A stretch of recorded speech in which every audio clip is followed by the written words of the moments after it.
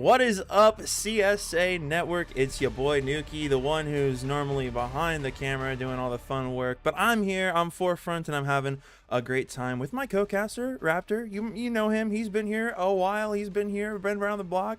Yeah, no, we're going to have a good night. We're going to have some good Rocket League playing out. It is currently week 3, match day 6 of all the matches that are going to be playing now. We got tiers that are going to be our elite tier playing first. We have a special player on the field playing tonight if you want to catch an awesome player. And then we also have Academy and Novice. So going to be a good matchup. And you know, Raptor, how you feeling tonight? Take us through our matches, you know?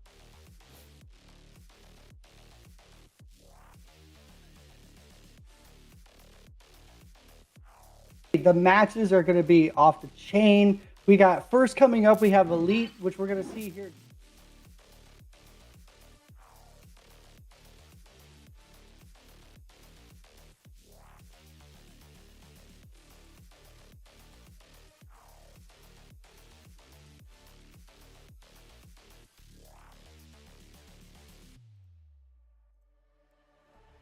Out all the way through the best of fives. It has been amazing. Coming up later on in the broadcast after Elite, stay tuned because I know the name says Academy, but I'm gonna tell you what, these guys play their absolute heart out. It's like they're trying to make it into the big leagues, right? They're trying to get into the upper levels. So these guys absolutely play their hearts out. We're gonna be seeing Mexico City taking on Winnipeg, and it's gonna be an amazing game. And then finally, coming up to round off the night, we're going to be seeing the Novice tier. We're going to be seeing the San Antonio Stallions taking on Madison Drift. And I tell you, I have said this on a couple of casts now, but San Antonio, hook me up for broadcaster for the franchise. I love seeing you guys play. I want to be the broadcaster. Call me. Yeah, going to be a good matchup. Actually, talked to the GM, Hude. He said he talked to the other GM for Madison Drift, and they were bantering about just some friendly competition between them regarding their franchises. So I know that this matchup's actually something that they were really interested in. The teams asked to be streamed tonight, so that will be a really fun matchup to see. So yeah, we're gonna have some good Rocket League going for us tonight here on the main stream. And yeah, I just gotta say, I'm super excited to see how these teams are going to perform. You know, we've had a lot of weird scheduling, a lot of things going on, and I think that these teams are excited to hit the field, especially Novice team, and specifically asked if they could be on stream. So, you know, I know for a fact they're definitely excited, and I think it's going to be a good set of events, good matchup. So yeah, we have our first matchup set for the night. That's going to be Miami versus Indianapolis, and like I said, we got a special player on the team for Indianapolis, and I don't know if you have the roster pulled up there, Raptor, but you might run through the roster for both these teams and, you know, get everybody hyped up about who we're about to see play. You caught me in a crazy crossfire. I absolutely do not, but I'm going to throw it up there real quick. For those of you that are playing along at home, if you want to look into the rosters and everything, do like I'm doing on playcsa.com. We do have a website where you could go and you could check out all of the players in all of the divisions and see just what kind of competition is out there, you know. But let's see. All right, we got in Miami. First off, Miami, we're running LK, Wolfie, and Jigsaw. Haven't heard too many of those names. But you know, hey, Elite Series new to the CSA world this year, this season. So it look, you know, a lot of teams are going to look brand new, right? So, and then so for Indianapolis, all right, we have our own lovely, wonderful of a man, our own owner, Rob, with Kodoku and Smiles. I am excited to see Rob play, just because I've never seen him play, and he is such an awesome dude. He has cultivated such a great atmosphere of CSA. I'm just so excited to see him play, and maybe give him some gruff for some things that he may or may not do great. But that being said, so let's. Oh, it's gonna be fantastic. I'm excited to see both these teams. I've seen Miami as a franchise. They consistently, season after season have done really, really well. So, I don't expect anything less than greatness coming out of Miami. But same with Indianapolis. Indianapolis is a brand new franchise. However, they're not coming off of just a brand new roster. Like, these guys have been in CSA for a while. They know what they're doing. These guys came out of Superstars, so it's not like these guys, it's their first time seeing Rocket League. So That's true. It's going to be a toss up. But so, speaking of, for just this once, for this series, who do you think would be the one to take it away from tonight? That's a good question. I was actually just about to ask you the same thing. If we were going to want to do some predictions on how this match is going to end up. Well, personally, I think that I am just going to be a full-blown dive-in biased caster right now, and be voting for Mr. Robman over at Indianapolis. What about you? Ooh, talk about a brown noser. You know what? So I know he is the owner, but I have been following. Miami was one of my first broadcasts when I first got to CSA. I have loved seeing them run through the rest of the competition in every tier of their franchise. I'm going to have to go with Miami on this one. I'd love to see them win. I'd love to see them get a good start on the season. So, yeah, I think Miami has the ability to take it away from our owner, and maybe even have a little bit of a, you talked about a rivalry down there in the other bracket. I think this one could generate a little bit of a rivalry as well. Yeah, no, it's gonna be a good matchup. We have notified the players that the lobby is live. We're already seeing some of them show up. We got Rob joining in, and currently we're just gonna be waiting for Miami, I'm pretty sure. So it's we're gonna have a good matchup with the players loading in. I'm sure they're excited to get onto the field and start playing their hearts out. Raptor, I gotta say, gonna be a matchup of a lifetime, and I know the audience is excited to see it too. Yeah, so I mean, just so we have a little bit of time, and I won't be on broadcast for these games. I'd like to see what your opinion is for the rest of the matchups. Mexico City versus Winnipeg. I think that's going to be a really interesting matchup. Both of these are brand new franchises as well. But, just looking at it from the standpoint that we're looking at it, I think Mexico City, if I'm not mistaken, I did broadcast them in the preseason. And I got to say, if it was the ones I'm thinking of, these guys came out, even though it was a preseason, they came out playing like it was a playoff game. Oh, yeah. So I would love to say that, Mexico City could be the ones to walk away from this one. Oh, okay. That'd be a good pre-prediction. I also won't be on the mic for that matchup either, but I'll have to see what the casters for that matchup do predict later on. Like I said, we're still waiting for one more team to join into the lobby. It looks like Miami is still kind of waiting for. They might still be in their previous matchup. We always catch them on their second series, so we'll have to see. Maybe they're in a game 5, they could be cutting it really close. Might be pushing for some confidence boost if they manage to win that. So I'll have to see how they perform coming into this, because sometimes playing your second matchup after your first one, depending on what happens, can kind of determine what happens with your mood in the rest of your matches. Well, we saw it last week. Last week we had a delay where the other team was in the last stages of their final match. They ended up walking away with the win from that match, and then turned around and just decided, you know what, we're already on a winning streak. Let's just keep going with it. And they just absolutely demolished the other team. So, I mean, that is always a very realistic situation. And, I know both teams, are sitting here warming up, but having that confidence and having that momentum coming from a very recent win, you'd be surprised how much of a confidence booster that could be, and how True. The chemistry starts to just turn into more of fun than just grinding through the matches. So very true. Yeah.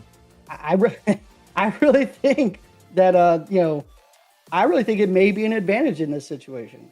Yeah, no, it can always be an advantage for how it how previous matchups, how energy and just motion in a sense of continuous energy and I'm trying to think of the word chemistry, I guess you could say. You know, if you have your previous matchup, you had a lot of good chemistry on the field, carry that straight on through to your next one, and you can go in with a lot of confidence, little less weight on your shoulders, and it's a big difference in mental. Definitely have to see how matches turn up, and it does look like I think we have majority of the players on the field here.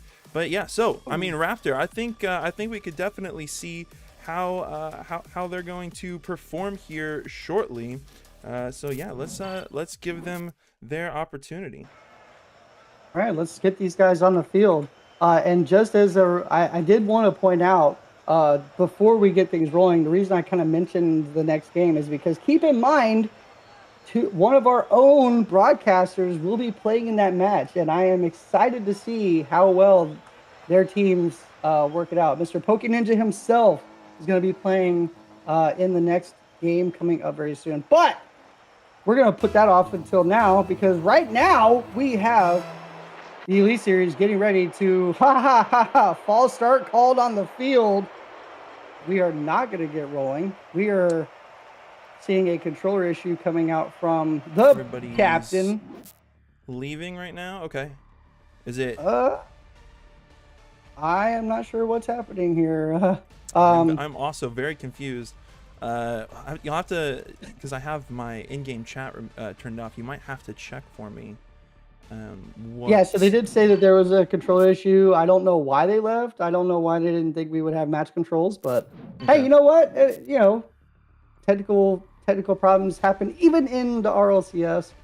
So no big deal. We're gonna get everybody back in here. We're gonna get everybody on the field, and we're gonna just refire this up. It came right as we were getting ready to kick off. So no harm, no foul on the field. Everybody good? Everybody's back on.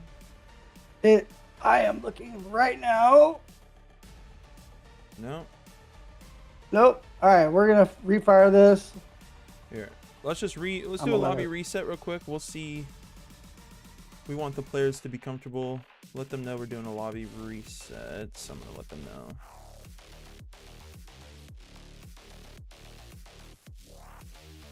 know.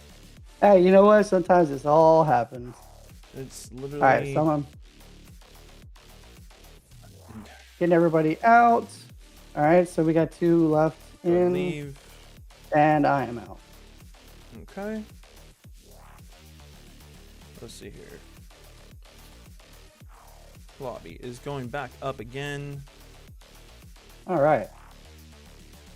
If you are on the teams that are watching right now, please go ahead and drop yourselves back into the match. I know everybody that is watching right now is absolutely ready to get going.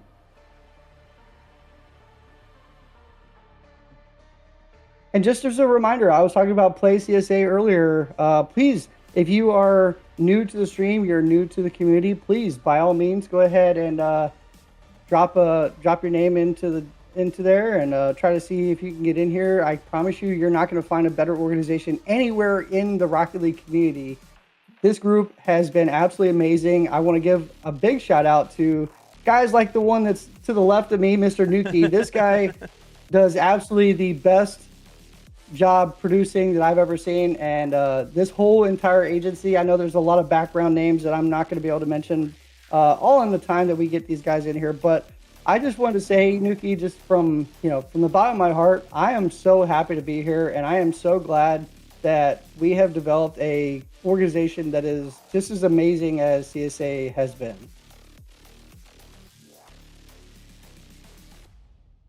And it looks like we are getting everybody in. Looks like we have everybody in here, so we're gonna get going here in just a second.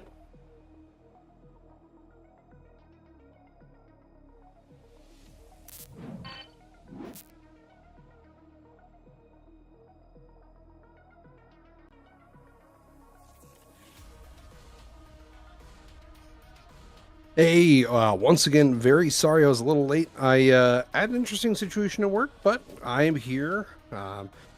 getting ready to get on. I'm not sure, Mr. Nuki, how far in did you guys get?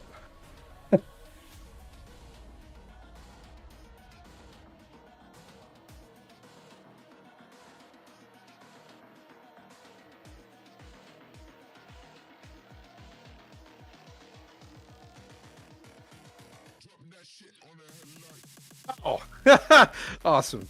Anywho, can you DM me a lobby code so I don't accidentally repeat it out loud, and then everybody else joins all at once, because that would be.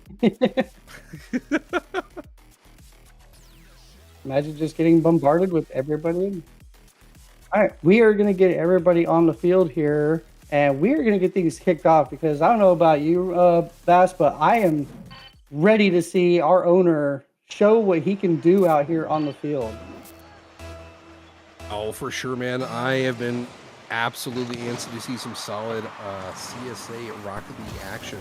So as we're getting people kind of into the mix here, we'll probably see a bit of a feeler game coming out into the open. Both teams really just trying to get going, seeing what the other team is going to be looking at and what they're trying to generate for offense. But as I'm joining the channel here, any predictions from you? What are you thinking? Yeah, so me and Nuki talked about this as we got a demo coming through. I was actually talking to him about, I'm a big fan of Miami. I've broadcasted them when I first joined CSA, and I really enjoyed how Miami as an organization operate. So I got to give it to Miami here, and Florida is my original home state. So I got to represent my state. So I'm just gonna drop it in there and just say Miami's just gonna win the whole thing. Man, I really wish you'd have picked the other side because I am incredibly biased in favor of Miami. I'm not gonna lie. Casting for that franchise, it's kind of hard not to be a bit of a homer, especially with how well they performed for the following weeks or the previous weeks. Yeah, I mean, I've been broadcasting some of the lower tier of the franchise, and I'm absolutely so in love with these guys. They come out here and they play they play week in, week out, and every level of the franchise is absolutely just a remarkable team. I mean, there are a lot of teams out there that are extremely hard to beat, but I don't know, just something about Miami's play style and the way that like I said, every tier of the Miami organization just seem to be just absolutely top level. For sure. 2 whole minutes have already elapsed. We have not seen a goal to get started here. Mr. Rob from CSA, a little bit of a deep clear, a nice lob. Ahmed, not sure if it's a bit of a miscommunication between him and JXSO, but we'll see. Wolfie diving in. It's going to pop back for JX. JX putting a shot on target. Not really lethal this early on. Not a lot of shots from either team. We've seen 2 shots from both. Bit of a tester there. Still dangerous. I guess if we were sitting there looking at much lower competition, these shots would be a bit more tedious. But I feel like right now they're just trying to test and see where the gaps in the defense are. Oh, absolutely. I 100% agree with that. And a save coming in from Rob, a really good looking one too. But I kind of agree with you. I'm seeing them play, steady, slow Rocket League. They're playing very patient. Not really seeing a whole lot of risk being taken right now. But like you said, that's probably just what they're trying to do. They're trying to feel the armor, trying to find where the kinks are. They're not really pressed for time. I mean, this is game number 1, and a lot of people love to have the mindset that game 1 is kind of a throwaway game to kind of feel out what the other team may be doing. So I mean, and it seems like both teams right now kind of doing the same thing to each other as we see a ball sail over the net. Rob getting it for the touch, but neither team has really made any solid progress as of yet. But I really think at some point the fireworks are going to kick off, and we're going to see nothing but a mayhem game after that. Oh, 100%. Dangerous spot here. He's got the flip reset. Can't get back to it. So it's going to stay 0-0. No, Wolfie dove in. Wolfie catching the defender flat-footed. Immediately cuts rotation on the defensive side, and Smiles is going to be all kinds of frowns right now as he gets dunked on. That was a tough spot to be in for the defender. He just had to be there, but unfortunately was not able to be there. So that's going to give Miami the early lead, or the late lead, excuse me. We're down to just over a minute left to play, and that's the first score of the entire game. So, and a beautiful flick from Wolfie, putting it just perfectly there. Gets it done all by himself. He goes all the way down the field, has no boost, and Rob just gets beat off the flick, and a gorgeous goal for Miami. That's going to put them up 2-0 with just a minute to play. Indianapolis, is going to have to find something here very, very quickly. True. What was it you said? As soon as the first goal falls, we might start seeing some more fireworks right after. I think that's definitely right. I think you're seeing this Miami team really starting to find their groove. They're finding out what's working. Trying to get a pop here about Rob. Rob with an incredible save here. Pop off back wall. Wolfie doesn't have a lot of boost, so he can't really dive back into that action. Ahmed putting it off sidewall. He's going to be able to follow. No, he's bumped from Kodoku? Yeah, Kodoku. And we saw 8 shots so far from Miami, 4 from Indy, I would suspect. I'm not going to lie. They got it rolling. Well, Rob looking to try to even things out. Gets a beat over top of Ahmed. Ahmed looking really good so far. He's kind of the ringleader from what I've seen, especially last couple of times I've casted for him. But Wolfie, obviously the MVP of this game, did a really good job. Got just that lovely flick over top of Rob. And, I don't know if I want to keep calling it out because Rob's going to, yell at me after the broadcast. But amazing gameplay by Miami right out the gate. I know you said, like we talked about, very, very early on, the game was very slow, but you could definitely feel towards the end of the match. The RPMs were just starting to rev up. And, I am curious to see what Indianapolis is going to do, if they're going to wake up and just absolutely dominate after this game, or is Miami going to just continue the roll and then just put the pedal to the metal? That's going to be the interesting part, right?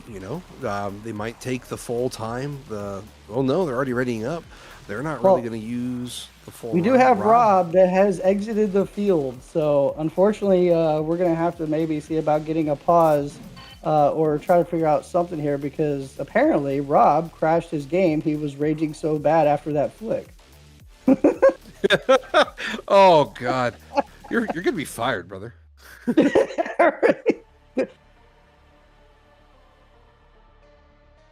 So I just want to say thank you for watching Raptor. This is the last time you'll ever see him on live camera with no, but we're going to try and get everybody. It looks like he did join, so it looks like we're going to get fired back up. All right, that is perfect. All right. Yep, there we go. All right, let's get everybody on the field. Good Lord. I'm ready to watch Miami do their thing, man. It's all right. We're going to get some good action here in Game 2. Both teams lining up. Kodoku and JXZO should be taking kickoff here. Very favorable for Rob from CSA. Yoshi, though, able to dive in. Ahmed's going to be able to get the beat. Has control. Might be able to get a second touch here. The 50 dropping it back. But Smiles has all kinds of time. Smiles off sidewall. The bump from Rob is going to leave that open. No! JXZO is able to put it back into their own corner. And that's going to keep this at 0-0 for just a couple more seconds. Rob almost stuffs it through. My guy, I thought we were about to get clip of the day early on with Rob able to stuff that through the defender. I really thought he was going to. Jexo getting the shot, but it's blocked away by Kodoku. And now we're seeing, I guess, the fireworks turning around. Ahmed getting the touch here, looking for another touch off. He gets it off the defender, but it's going to be awkward here. Jixo tries to make it up, but Rob kicks it off the side, looking for a clear downfield. Gets it to about half field and a little bit more as he takes it to the blue side's corner. Unfortunately, nothing going to happen as of right now, but Jixo can be very dangerous here. He's got the flick. He can't get it from Rob. Rob with a great save there. Oh, it's an open net situation. Cannot make it back. He can. Smiles is going to take the lead for Indianapolis here. 3 minutes and 53 seconds. Absolutely a crazy I don't know if there was a miscommunication. I thought maybe Yoshi thought he had a beat there, but nevertheless, that's going to put Indianapolis up early on in the game, a lot quicker than the last goal came in the last game. So, uh, Bass, stand by because we may see a different game here. Well, and the dangerous thing about playing against a player like Rob does spend a lot of time coaching. So it's very easy for somebody, especially when their team potentially respects them and listens to what they're saying, for them to sit back and go, okay, I've been watching this. This is what I feel like we're at. Let's communicate. Let's talk about what's not working. And you can see effectively the script flip between two matches when you have someone like that. So it's a dangerous spot to play against for Rob. Oh, wow, what a fake. I thought Kadoku was going to be able to put that in there, just sliding it past the defense, but a great play by Ahmed. Kadoku shoving it back into the corner. Opts to steal the beans and leave the ball. Rob from CSA has time. Outlets it to Kadoku. Kadoku's looking for a redirect, maybe drop it back down. Can't get the touch. So instead, we'll stay at 1-0 with 3 minutes left to be played. And my man, yeah, Miami's looking a lot more like fish out of water right now. They are, absolutely. I mean, I know they're they're the Mako Sharks, but they're not looking very vicious right now as they are struggling to get anything offensively going. They've had a bunch of good key stops here. As I say that, they're going to make me look like an even bigger fool by getting scored on. But the offense from Indianapolis has, like you said, they have communicated the things that they need to do and the things that they've seen, and they are starting to fire off on all cylinders. So I think that we're going to see this matchup kind of close in a little bit, and we're going to see Indianapolis kind of become that bigger threat than Miami maybe kind of predicted they would be. Very fair here. Dangerous spot here. Kadoku trying to get a shot on target, but JXEO is able to swat that away. Yoshi and JXEO are pretty much boost starved at this point. And we've already seen it at least twice now, where Miami's been caught having their back boost stolen from them, and that might have been the change. Indiana really using this as a bit of a flip, trying to just starve out their opponents. Yeah, I mean, absolutely. I mean, that's the name of the game, right? So ball control is a big thing, aerial mechanics, everything like that. But if you have no boost to do any of that, then it kind of just shuts down the entire system. So, being able to maintain boost pads, being able to maintain control of boost is really a big thing for both these teams. And right now, Indianapolis seems to be the better team of maintaining their boost. Going to see Rob try to take this off the back wall, gets off, sets it up perfect for Ahmed, and that unfortunately for Indianapolis is going to result in a goal for Miami. Jigsaw set that up. It looked like he got a bump on Kadoku just to slow him down enough, and it was enough to be able to get the play up and going. So a minute 24, and we're already seeing 2 goals more than we saw in the last series. So it's obviously starting to pick up pace a little bit, but we need to see if Miami wants to walk away from this. I think they are gonna have to try to get some speed in a lot of these plays, and they're just right now just really struggling to get just anything, anything meaningful past half field at this point. You're definitely right here, but with a minute left to be played, that's still a lot of Rocket League time. Kadoku tries to get it past the wall of Yoshi. Can't. Rob from CSA is going to get a high pop here. He has the follow. He outlets the Smiles. Smiles can't quite make the touch. That's going to be very favorable for Miami. That kind of a shot opportunity would be dangerous to block. Smiles. Ooh. Yoshi split the 50. Pops it over Smiles. Ahmed goes for another 50. It's dropping back from Rob. JXEO gets the pop off the sidewall. Kadoku is looking for a double and can't quite get it. 30 seconds left to be played, brother. And, oh my goodness, there's a powerful play being made here. It's going to be a mad dash back to the orange side of the field. Kadoku does get the touch on it, gets a beat. Looking for some help out there. Ahmed glad to take this ball, going to take it, trying to put it off the backboard, looking for his teammate. Jason was there, but gets swept away. Rob, they're making the final push down the field. They're happy to just see this ball just cruise down the field, just trying to stay out of the net for Miami. They need to see something happen here. They are trying to get the ball back upfield, but right now it is a moot task. They are really, really struggling. They can't get it down. It's going to fall. and we are going to see Indianapolis take it, and that's going to tie up the series. And like you said, just a completely different look from Indianapolis this game. They went from kind of just absorbing what was happening on the field to them just taking the reins and just running with it. Oh, for sure. But I mean, like, not only is it that they're taking the reins, I mean, they're just being far more efficient on the pitch. They're stealing the boost. They're moving excellently across the pitch. And they're making every single possession count. Both teams took an equitable amount of shots this match. We saw 6 shots out of Indiana, 6 shots out of Miami. It's difficult to not sit back and go, wow, you know, it should be a heck of a lot closer. But it really did feel like it wasn't Miami's game there. It really felt like they were being just pressured nonstop. And a lot of that does come down to just much faster, crisper rotations, stealing boost, and playing aggressive through the midfield. Yeah, absolutely. And, you know, one of the other things that we talked about was the boost management.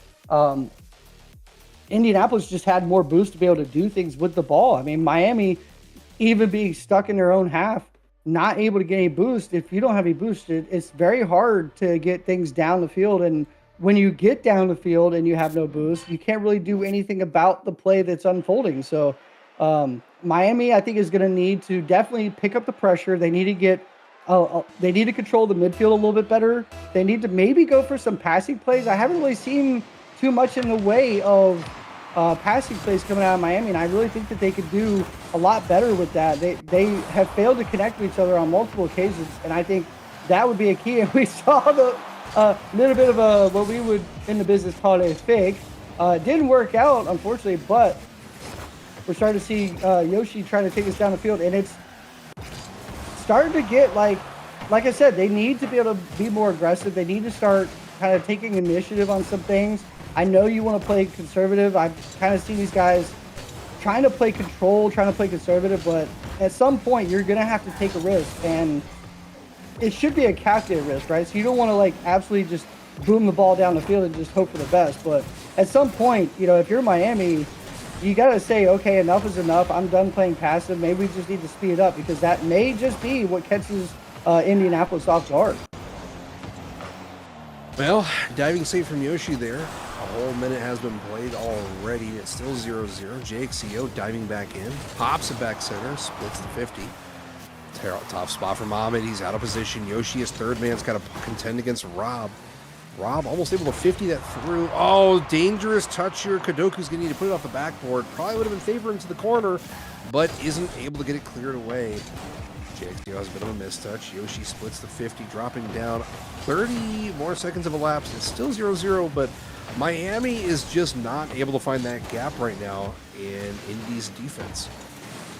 Well, and to be fair, Indianapolis has kind of lost a little bit of their luster from earlier. They were doing really well, and Yoshi gonna get a flick, but it gets saved away. It doesn't matter.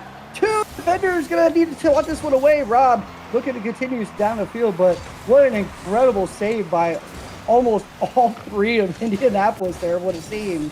Gonna take this off the sidewall, looking for Jigsaw, but Rob's gonna get the beat. Yoshi having to play patient here, gets the ball, but loses it a little bit to Smiles, but Ahmed not able to get the touch. Smiles looking for a steal here, gets it back to Rob. Rob gonna pop this over. Jigsaw getting the touch, looking for Yoshi here, but again beat. And you know, like you said, but like it's so hard for both teams. And Kaduku's gonna get the shot here, but both teams really struggling to find the back of the net. I mean, I know Kaduku just did there, but yeah, I mean, the one goal is going to almost seemingly be all you need to take the win here. Yoshi, Kadoku, split the 50. Ahmed has control, elevates over 1, might be able to get it past 2, can't get it past Rob. Rob had that read pretty well. JXCO gets a bit of a pop. Yoshi's going to have to follow. It's a really tough spot here because Miami's made most of the plays so far. We've seen 6 shots already coming against Indy's 3. And it's tough, right? Because you want to say like, oh, it should realistically translate into the scoreboard, but Miami's just not able to make good, well-placed shots that pull the defenders out of placement and allow them to put maybe back post in a spot where the defenders can't quite reach. It needs to be more like what we're seeing now, where you get some quick passing on the infield, but even there, that shot was too high and wasn't very dangerous. Hopefully Miami will be able to turn things around here and maybe just get a more viable and dangerous shot opportunity, so it's a little bit more of a higher conversion percentage. Yeah, I mean, your point where, you know, Miami needs to kind of, like, they need to spread it out a little bit and spread the defenders out, right? So, I mean, if you've got, like, with that shot that we had earlier where they had 2 defenders up to try to block that shot away, maybe take the extra time to just launch it down, throw it off the backboard, and try to pull some defenders on, not necessarily taking a shot immediately upon grabbing the ball. You know, you want to try and get his... Oh, and a touch coming in from Kaduku, and Kaduku, for the second time in this game, scores the goal on a just a great beat on on one defender. Ahmed tried to be there, and I really think that that's going to be the end of this game. We do still have 1 minute. We do have a lot of Rocket League to play, but from what I am seeing right now out of Miami, they're digging themselves a little bit more of a hole than I think they were really bargaining for, and it's almost like they didn't bring shovels. They brought kind of pickaxes and just kind of inching their way, but not really making a whole lot of headway. Yoshi, bit of a fake there on Smiles, but Smiles is going to dive back. It's a great 50. It's a little wide, so it's not going to go in, but Rob's going to take this as a pinch. Has control. What a shot. What an angle. Collecting the hat trick. Kadoku, 3 goals on 3 shots. I mean, that's criminal. Rob, what an incredible pinch off the backboard. That was such a great play, and nobody on Miami anticipated it at all. And how could you? I mean, that was just a really great angle, but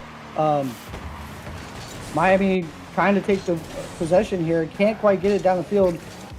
Rob going to take this over, going to look for some beat, not going to get it. Yoshi getting the redirect. This could be dangerous here, but it gets deflected away. Smiles completely in control, not even looking like he's going to panic at all in that situation.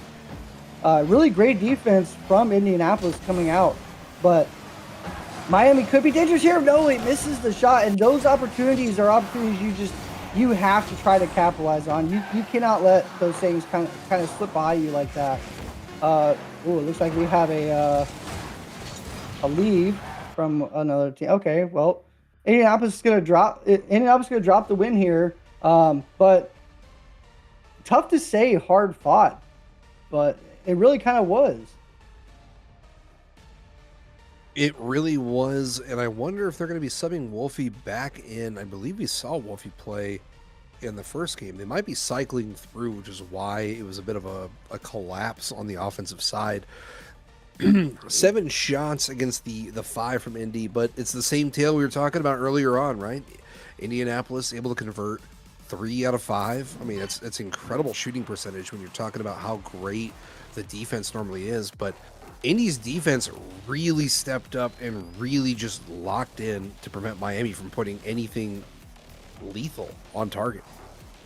Yeah, Miami, since game number 1, have been absolutely struggling to try to put some type of offensive package together where they're able to convert. And it's not through a lack of trying. These guys have put on shots. Unfortunately, the defense of Indiana is just, or Indiana, I keep saying Indiana. Indianapolis has been absolutely just perfect on this last game and really very commendable throughout the entire series. They've made good plays, and not only do they get good plays, but they set themselves up for a good counterattack afterwards. And that speaks volumes about how these guys communicate on the field. You know, these guys, this is week 3. They've only been playing together for just a little bit. So it's good seeing that chemistry together, especially when you've got a player like Kadoku who is able to convert more often than not. That's got to be a little bit of a confidence booster for the guys that are playing back, knowing that they're going to have somebody up front that can lead the charge and really and really be a threat to the defense here. Kadoku getting bumped away, but it's actually going to help him out there. Smiles looking for Rob. Rob's going to flick this over, and it goes in. Wolfie couldn't get there, and Wolfie just joining the match. Unfortunately, not going to be able to make the save there. But I do want to point out that, I've noticed in my own gameplay and stuff like that, when you rotate players in and out like that, it almost could actually really hurt the rotation of the team. Well, it's a total it's a total coin flip. Some teams, you rotate through your lineups, and you can really pull people across and maybe throw different rotation styles and paces against them, and it might pay off. But sometimes you might get what you're seeing now, where maybe a little bit more consistency might pay off for the players on the pitch and the chemistry developed. So we'll see, I guess, with the rotation, if putting Wolfie back in will change things up here.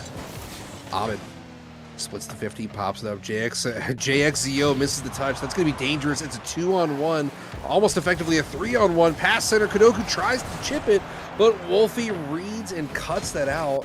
I can't believe Wolfie just saved that. I'm not going to lie. 3-on-1, and Wolfie said, nah, I got this. Well, and then just the incredible patience of him to, let the ball come to him, get a good 50 on it. He didn't panic. He saw he had to have seen the 3v1. And, but really good, strong mentality there to kind of just stay focused and try to find the wiggle room out. So great job by Wolfie there. So far, it looks like he's not hurting the rotation at all. So that's a positive. But Ahmed gonna not be able to save this one. And right now, it doesn't seem like there's any answer for Kadoku with the Rob to Kadoku combination. It's just right now, there's just no way that Miami can do anything about it. And I was going to mention this earlier on in the series, but I did notice at the very beginning that Rob has been looking for Kadoku fairly often in the rotation, and I just kind of had the feeling that was going to be one of the keys to success, and we're starting to see it with the Indianapolis team putting in those passing plays to each other. As we see Jigsaw trying to pass this down to a teammate, can't get it there. Ahmed slowing the play down, looking for a touch out. Over Kadoku. Can he get to Wolfie? Wolfie tries to get the shot, it's blocked away, but it's going to sail in front of the net. Can it get blocked out? Smiles blocks it out. And with no boost, it's just a hope and a dream there. He could have blew on it and the ball would have gone in. And that was just, I don't know about you, but my innards were tightening up a little bit if I was a defender there. True. But you really need to convert those kind of opportunities here. Good opportunities abound already. Wolfie tries to keep the play alive. Smiles has a bit of a chip. JXCO, favorable bounce off the corner. Rob has the read. No, neither has the read, but Smiles dives in. That is a difficult spot here. If you're Miami and you see your opponent's whiff, your one man has to be playing for the win. The man has to be playing for the shot, for the ability to take the goal. And unfortunately, their one man's just playing too far back and not taking those opportunities. Smiles putting it off the sidewall here. Pop up, Wolfie diving in. Wolfie steals the beans here. Bit of a boost starve on Indy, and a lot of pressure being put on, but Miami gets an unfortunate touch that's going to clear all the way across the pitch and put Wolfie into an awkward spot. Yeah, I wanted to hit on something you said, the looks that Miami has gotten, they're few and far between. And, at this level, especially being so far down right now with Smiles adding insult to injury with the third goal of the game for Indianapolis, Miami, forget everything else. You have got to at least get something going here because you're on the precipice of getting reverse swept. And, that's not an that's an uncomfortable feeling for everybody.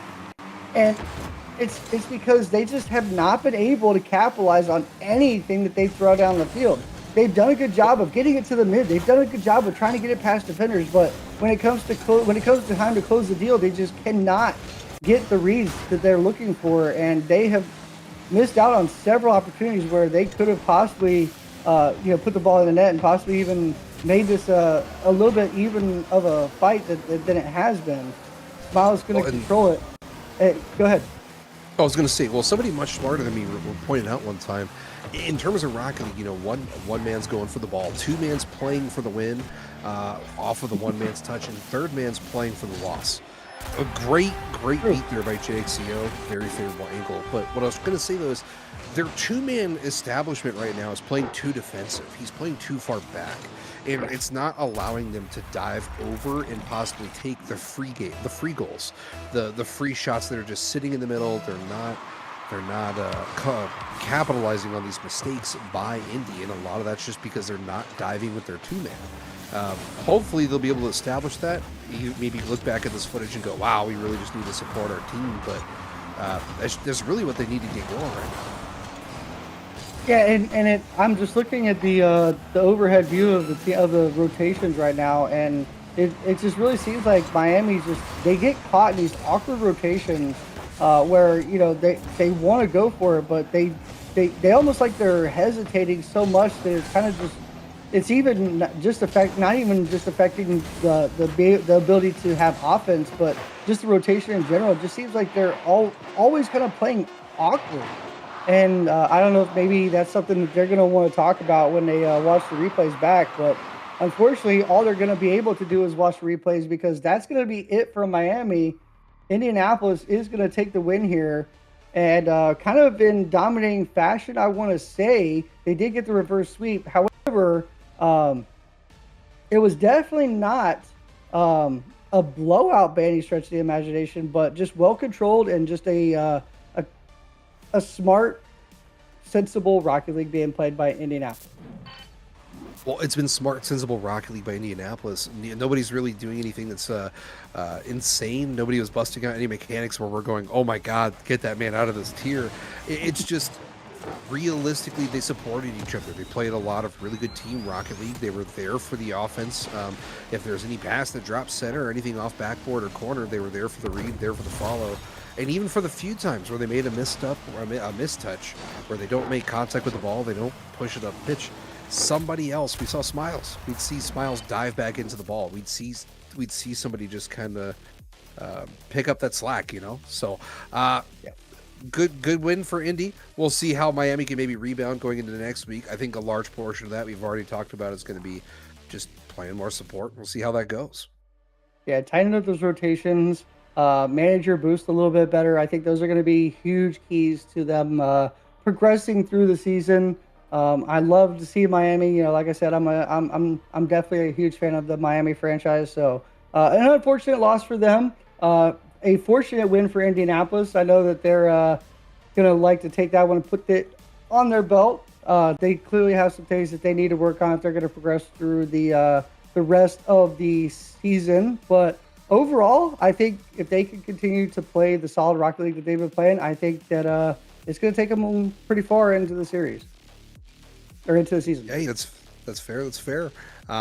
I believe last time I talked to the producer, and correct me if I'm wrong, Nuki, you're looking to take a small intermission between now and the next series. Is that accurate? Okay, so the producer has given me the green flag. We are going to take a small, brief intermission before we come back for the Mexico City Aztec and the Winnipeg Wolves. It'll be a best of 5 for an Academy series.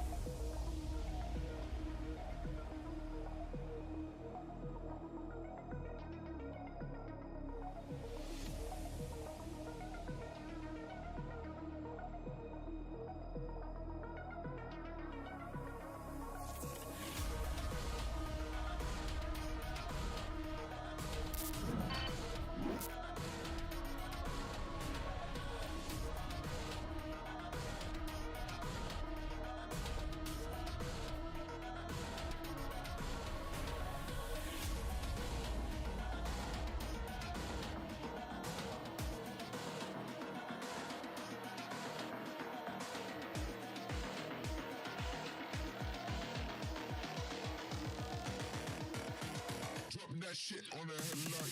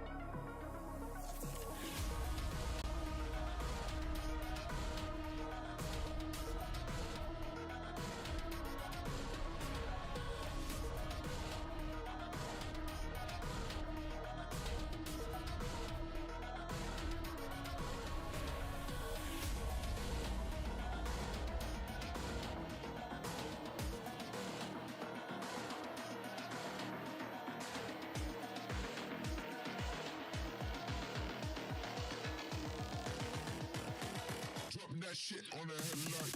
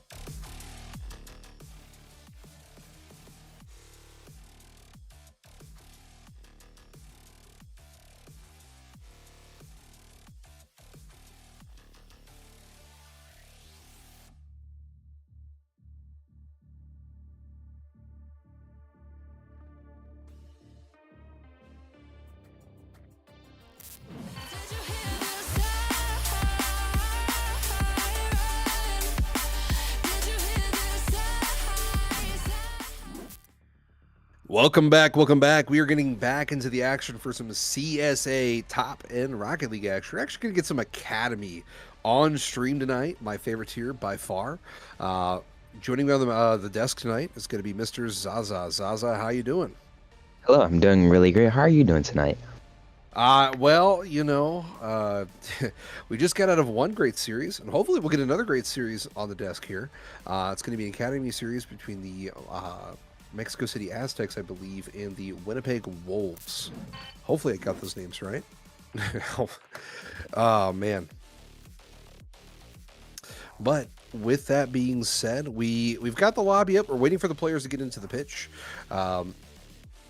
We did just see, I want to say it was Miami. Really, I want to say Rob ended up being our MVP. Rob played an excellent game. Rob, if I said that right, thank you. You can let me go now. I'm not being held hostage.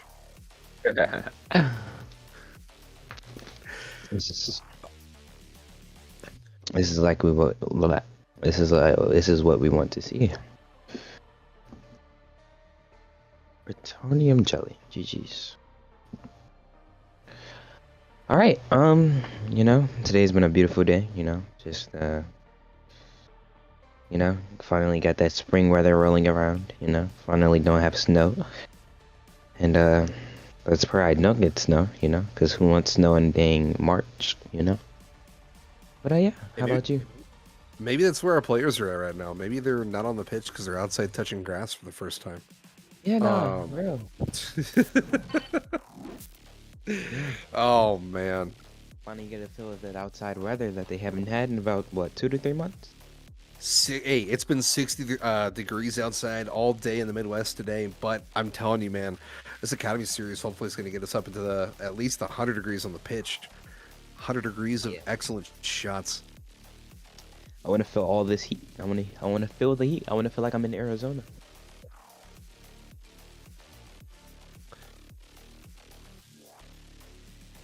Nuki, do you want us to stall? I could do a 1v1 with Zaza if you want. Just get on the pitch. It's a bad joke, brother. That would be very irritating.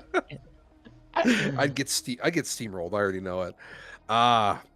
But Zaza Academy tier. It's our entry tier. It's my favorite tier. It's a lot of zaniness. You're going to get players trying to make touches, as they learn the game and add in new mechanics that they might not be the most familiar or most consistent with. So, how many whiffs? How many whiffs were you shooting for tonight? 40, 50? What are we going for? Whiffs. Okay. I'm whiffs. Wow. I think I'm gonna go for about 6, 7 for the stream. I got y'all. Oh, God, that's terrible. God, you did not just pull a 6, 7 on stream. Well, we can stop stalling for time now. We've got all of our players in the lobby, so we will go ahead and get to you for some solid CSA Rocket League action. Yes. Hopefully they get into it. Hopefully they know they can get on the pitch and get right on it. Yeah, we've been stalling. It's time for them to work.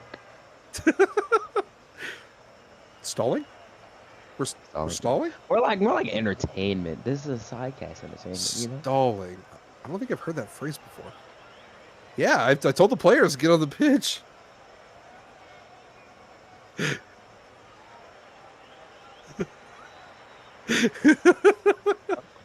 we go. We have our players on the pitch. We are good to get underway. Time to go.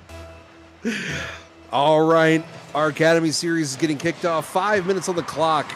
Tuxie getting shoved out of the way. A bit of a big body play from Winnipeg. Poke Ninja, bit of a deep clear here. 10 seconds having already elapsed. And we're seeing a lot of bumps, a lot of presses, a lot of really eccentric attacks. Zaza, normally game one's a bit of a feeler, but this feels a bit more like a slugfest. Yeah, I mean, as we're saying both teams, I mean, Death is taking it into his corner here. It's kind of a weird opinion there, but as we see, as we're counting the whiffs, there goes one from Poke. This is a really warm game for them. They're trying to get a feel for the other team. Just overall, I mean, this is just really great to see both teams come out finally and show. I mean, Ninja, very favorable split here. A bit of a missed touch. Oh, it's going to be dangerous because that might drop back down. The pre-jump, 3 seconds in advance. Ivy able to get the save. Holy. Falling down from the heavens, decided to stay in the play and get the swat. Is going to keep this game still at 0-0. And I did not think he was going to get back to that. I'm not going to lie. I didn't think either. I mean, as we see Poke coming in with 1, he gets 50 though. Tuxie's trying to get a redirect on his net, but he does block it off of luck.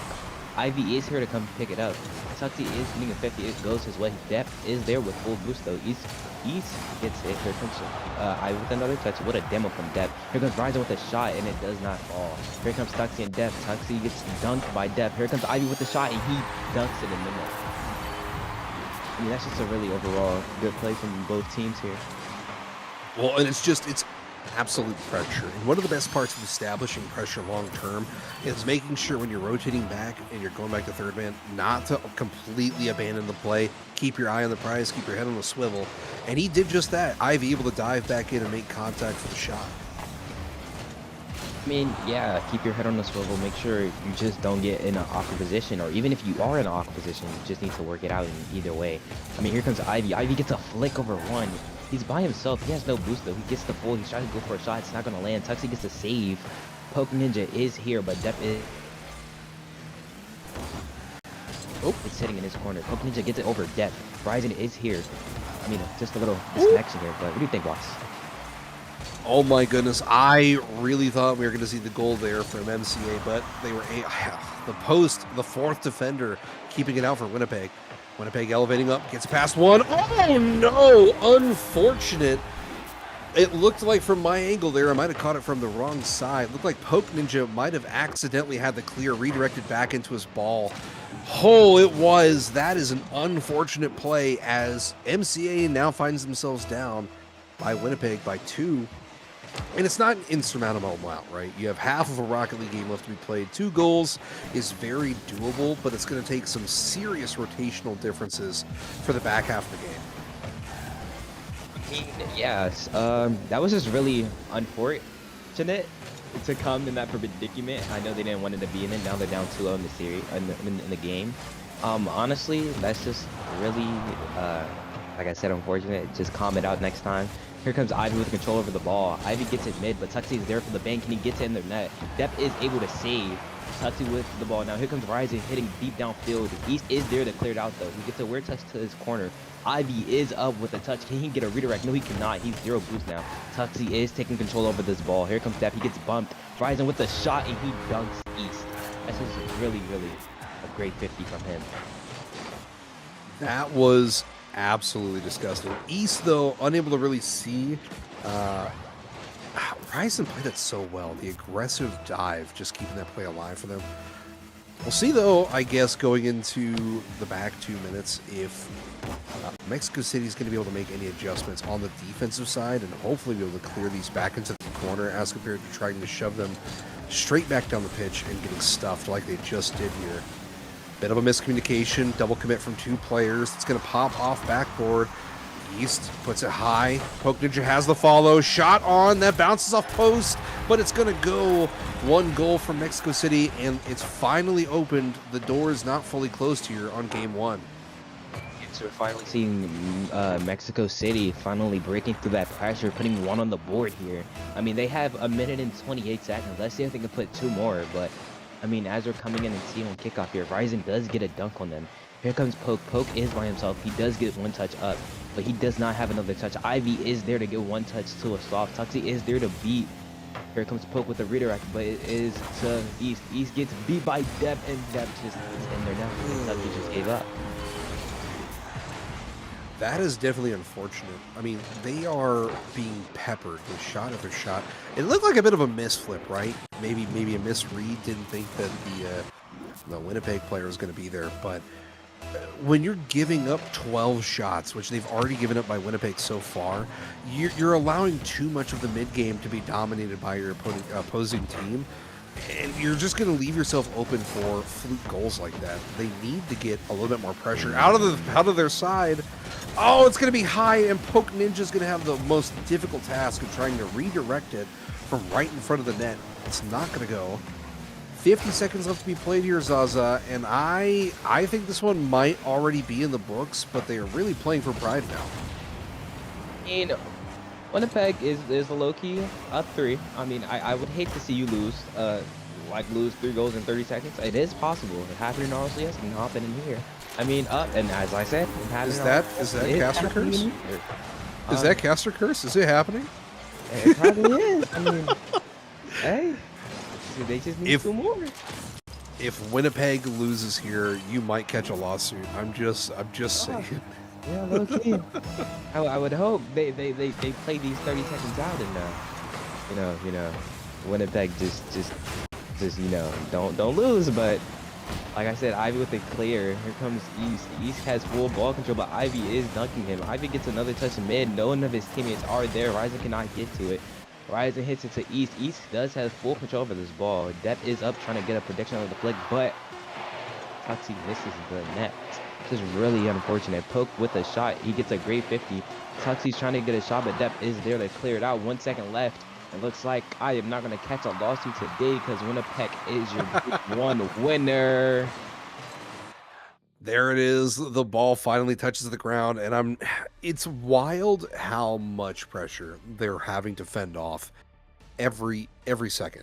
I mean, literally, even though Mexico City took 7 shots so far, they still gave up 12. I mean, that is criminal. 5 shots from Ivy to pepper the net. No wonder they scored 4 already. I mean, that's just absurd.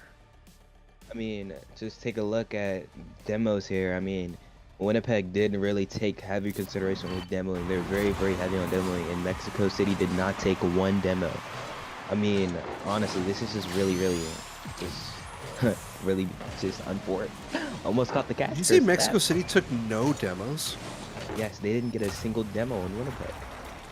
You cannot win a game at any tier of Rocket League if you're not going to play at least a little physical. You got to get some bumps, some demos. You know, at least at a minimum, it's going to put your opponents in a spot where their rotations might not necessarily be as fluid or might not necessarily be present because you deleted their goal keep.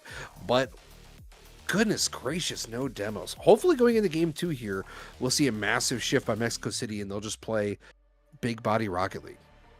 Yes, yes, I do heavily agree with you. But now we're going into game 2. We're gonna see which team is gonna take game 2. I mean, we're about to see. We're on kickoff with Tuxie and Ryzen. Tuxie does win this kickoff. Ivy does have full control over this ball though. He gets 1 touch. As we've seen in the past series, Ivy's really good with ball touches and air dribbling. Here comes Tuxie. Oh my god, look at these whiffs. Depp gets a shot, but he gets a bumped by East. Poke is not able to get it. Tuxie bangs it out to Ivy. Ivy gets that 1 touch. Here comes Ryzen trying to get a shot, and he whiffs as well. Here comes Ivy. Ivy with another touch to his mid. Is any of his teammates there? He gets a bump of Poke, but it does not do anything to him. Here comes Depp with another touch. He gets a read on it as well. East Coast is by himself. Depp is trying to force his way into mid. Here comes Ryzen. Ryzen hits it mid for Ivy. Ivy's trying to get a shot. Poke Ninja is there. Poke Ninja has to take control over this ball, but he is 0 boost. Tuxie gets it to his corner, but Tuxie is in a very, very offline situation. It is mid from Tuxie, but none of his teammates are able to get it, and none of Tuxie's teammates are able to clear it. But here comes a shot from Ryzen, and Ryzen's just able to shoot him in the net. And I wasn't trying to bring up the whiffs conversation earlier on with the prediction to be mean in that regard. It's just that's the tough part about Academy, right? You've got a lot of players who are really getting their feet deep in the mechanics. They're really learning a lot of new things, trying to develop their bag. And the problem is as you're developing that bag, you don't have the consistency. So as a defender, you have this almost additional challenge because you don't know what's going to be an immaculate shot or what's going to be a dangerous whiff. Ivy, though, taking the long pop, had the read, saw 2 trailing on the rotation, and just takes a beautiful touch to get it back over the defense. I mean, like you said, not to be mean, but whiffs are very, very, very important in the game. Even if you're low rank or high rank, if you whiff the ball not even once in SSL, that can just be a goal instantly. As you're in Academy tier, you need to learn how to take control of each whiff and take control of each situation. Like if your teammate's whiff, you have to play behind him to make sure that you got his 2nd or even his 3rd. I mean, whiffs do play a big game in Rocket League, and that's just a part of the game. As you get higher in the rank and the tiers, and the more you play, you'll get more consistent with hitting the ball and hitting the ball to your desired touch. I feel like each touch on the ball is just oh my. Just like I said, look at that angle, that touch. I mean, honestly, it's just all depending on how you play each situation. I mean, no, I'm sorry, I wasn't trying to cut you off. He almost busted out the protractor right in front of the net. I'm sorry, it just caught me off guard. No, you're so good. I mean, here comes East, he bangs into his field. Here comes Ryzen with a dunk on him. He gets another touch, but that touch isn't the one he wanted, like I said from the beginning. It's just each touch matters. I mean, what do you think, boss? No, I think you're right. I think that's the one thing you see is a lot of players as they start to elevate, they make touches with a purpose. They make touches that have either a follow-up in mind or a pass in mind that's going to come. They're playing 2 to 3 steps forward as compared to, okay, I need to make great contact with the ball. So we're seeing a lot more of that here, and Ivy has just been absolutely playing well. looking for that second, third, and potentially fourth touch. Depp gets the first, fakes it past the second. Ryzen takes a shot on Poke Ninja, has to dive for it and does. It's already 3 goals in, and Winnipeg just does not want to let up on the gas pedal. They are taking shot after shot here against Mexico City. And Mexico City, I thought they were going to be playing a little bit more aggressive this game. I feel like they're being pushed further and further back by this Winnipeg team. I mean, yeah, I agree. I mean, this Winnipeg team is coming out heavy, and it's just, there it goes. I mean, taking advantage of them demos, like I said at the end of the last game. I mean, Ryzen coming in for the demo, Death has an open net to take, and it's just in their net. I mean, it's just really like great to see. Well, and that's what it looks like for a team, right? Ryzen's not necessarily translating on the stat sheet for staves and assists, but Ryzen makes a big body play, deletes the defender, opens up the goal opportunity, and allows their team to get a goal. If you're looking for a team that's going to potentially be looking for a deep run in the season, deep playoff run, it's going to be the team that looks for that support role, that player that just knows how to fill in the gaps, play the glue play, and make the right touches. As we see Depp take goal number 2, it's 5-0. And my goodness, Winnipeg is really starting to pour it on. I mean, just that one guy who's just taking care of everything that you don't have to take care of, just picking up that extra work that you need to, you know what I mean? But as we come in here with Deep with the shot, here comes Ryzen. Ryzen hits it to his backboard. Can he get a double? He can. He's standing to get it. Tuxie does clear out for his team, though. Depp has full control over this ball. He's going to get an air dribble. He gets one. He can't get another touch, unfortunately. Here comes East. Ivy gets one touch, but he's unable to get a follow-up. Ryzen is his follow-up. Here comes Tuxie. Tuxie does get dunked by Ryzen. East does have full control over the ball. As we see the Season 12 legendary baller. Can he ball out with this ball? He's unable to, but here comes Ryzen with a low touch to get it over. Tuxie and Ivy does have 0 boost, so they're playing each other touches. Tuxie does play this patient. He gets a wave dash. Is it possible he can get another one? No, he cannot. Poke with a touch to the shot. Ivy's there to clear it out. Ivy with another. Can Ivy get it over Tuxie? Nope. Tuxie dunks him. Here comes Ryzen. Ryzen with one up. Can he get another? Poke is there to get him down. Here comes Deep Depth with one. Here comes Ryzen with a weird shot, and that's just an open net for Tuxie. I mean, that's just a weird situation. I mean, maybe a mistouch, miscommunication, you know. What do you think? I don't know how to really explain that. It's definitely a miscommunication. When you see a play like that where your third man's pushing up, looks like he's going to take shot, and somebody's like, oh, I'll make the back pass.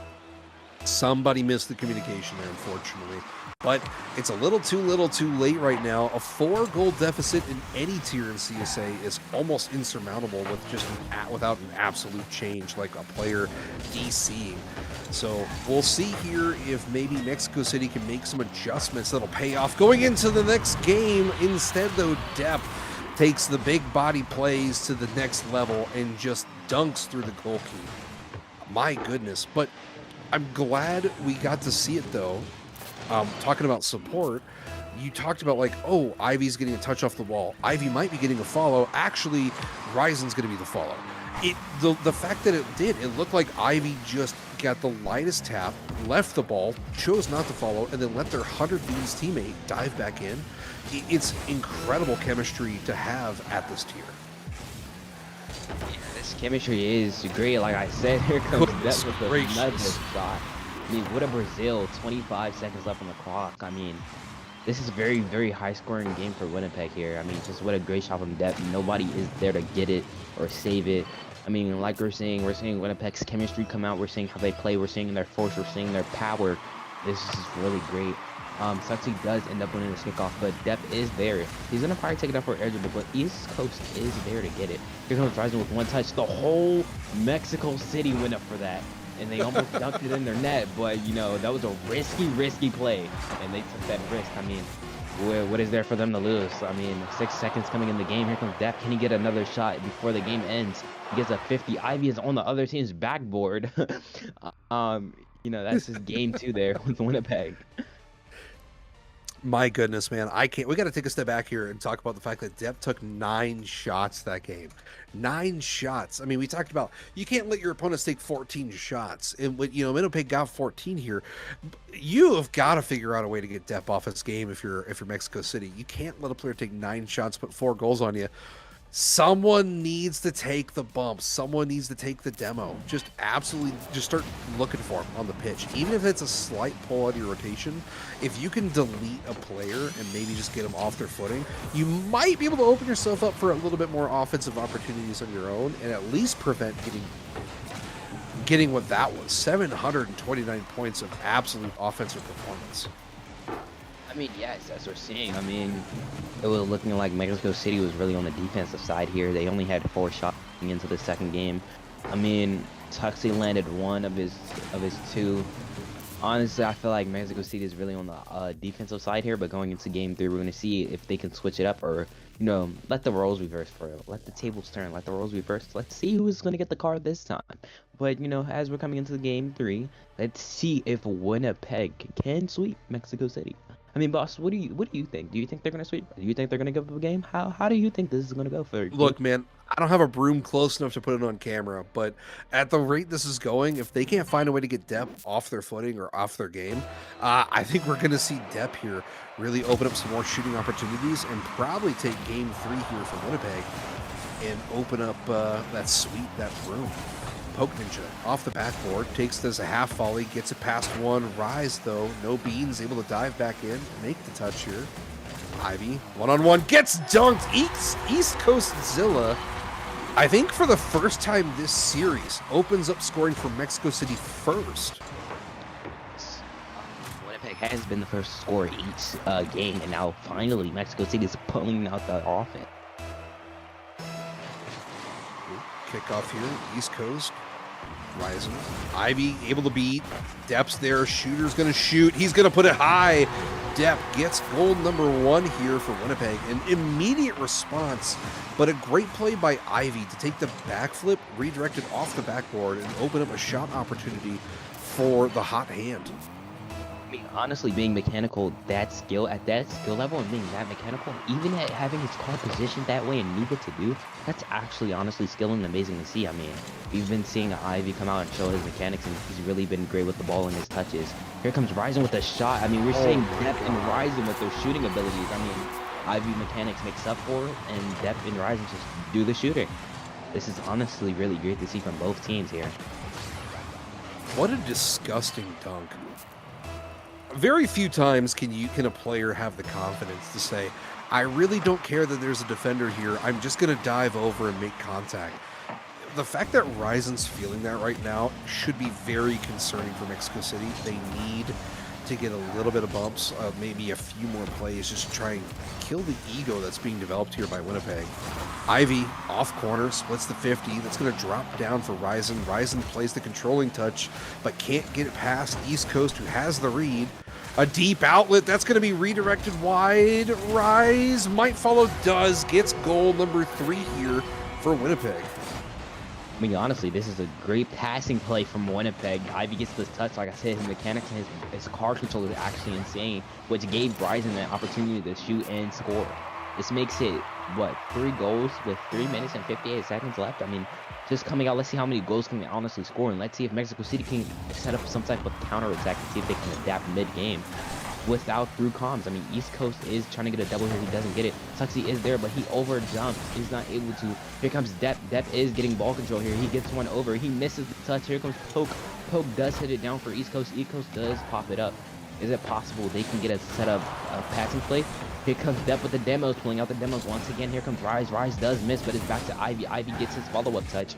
Ivy does have full control. He tries to get it over to Tuxie. Tuxie does bang it. Here comes Depp. Depp is over 1, but he does misses his second touch. Here comes East. East does get 1 touch. Is he able to make a follow-up touch? No, he's not, but Poke is there for his mid. Ivy does get it, but Ivy is going after Tuxie right ball. This is amazing. Oh. That's the second time. That's the second time in the last minute we've seen Ivy extend out of rotation.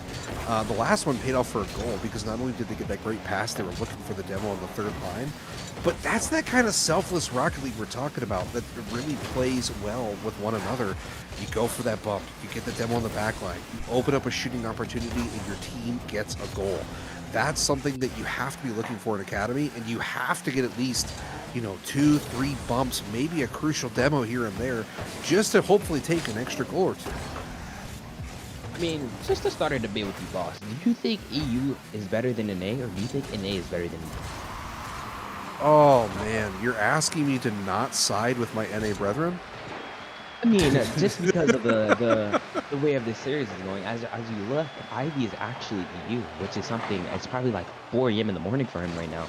And just 4 a.m. and just playing this league game, it shows hella commitment to Rocket League and just almost a great shot by depth. But I mean, honestly, this is just really insane about the commitment and stuff, and the commitment to CSA. But here comes one touch. I was wondering why he had 108 ping. I'm really glad you pointed it out because that's actually criminal. Yes, I mean, he is EU. I mean, this is actually insane. I mean, just the commitment to the games, just commitment to the league, just commitment to anything he puts his mind to. And he's playing this good at 4 a.m. I wish I had this guy's mindset. But, you know, as the game goes on, because East hits it mid, I mean, Ivy's there for a touch. He gets one control. He gets a flick over Poke. He gets full boost now. He tries to get another flick over Tuxie. Tuxie is 0. He does get a touch for his mid. Now, Depp and Ryzen are both double committing, but Depp gets a great touch control. East and Depp almost went into a Rule 1. Here comes Ivy. Ivy is there to get another follow with such touch. He's taking it across his net. That is very dangerous, but he takes the risk. Here comes Tuxie. Tuxie gets it over 1. Now it's only Depp back. Here comes East Coast for the shot. Can Depp save it? It's not even on target, so Depp didn't really have to do much. What a pinch. Oh my god. Here comes Ryzen. Ryzen misses that one touch there, but if Poke gets it 1 down, here comes Depp. He gets it a 50 to his corner. Ivy is there for the next touch. Here comes Tuxie. Tuxie gets dunked by Ivy. Now it's just East Coast back with Ivy in a shot and a dream. Here comes East Coast. No one is back. East Coast is going to try to get us some type of play here. Here comes Depp. Depp gets a slight touch to his corner. Here comes Poke. Poke gets dunked. Here comes Ivy with 1 ball. He gets a flip. He gets 1 touch. Is it in the net? Yes, it is. I mean, this is honestly insane from Ivy coming out, showing his mechanic. Absolutely insane. Got the 50, got the contact, everything he needed with not a lot of boost. Leaving sidewall with that much control is concerning. I mean, at 4 a.m., it's even more concerning. But right now, on the pitch, what we're seeing, oh my goodness, this is going to be a player we're going to have to watch all season just to see how well they pop off. East Coast Zilla has control here. 27 left to be played here as Depp dives back in, splits the 50, gets another touch, catches Poke Ninja a little awkward, and it's 5-1. 4 goals in 23 seconds, I would believe would be insurmountable, right? That's where we would probably draw the line and say, hey, we're not coming back here. I mean, yeah, I do agree. Even if I was in Mexico City's position, I'd be like, you know, we play Rocket League almost every day, or I don't know what their schedule is. So let's take this one moment and try to peak, and then let's see if they can peak. I mean, look at the whiffs coming out here. I mean, 10 seconds left. I don't think it's Rocket League possible. Excuse me. We're just gonna let Winnipeg score more goals, but I mean, like I said, I don't think it's physically possible. They can score 5 goals in 4 seconds. I mean, even 1 goal a second wouldn't even put them in the lead, but I mean, this was a great game. This was a great series. We got to see the defensive side of Mexico City and also the offensive side of Winnipeg. I mean, what do you think, boss? I mean, I don't. At this point in time, it's hard to not say that everything Winnipeg's done is perfect at this point. I mean, I know.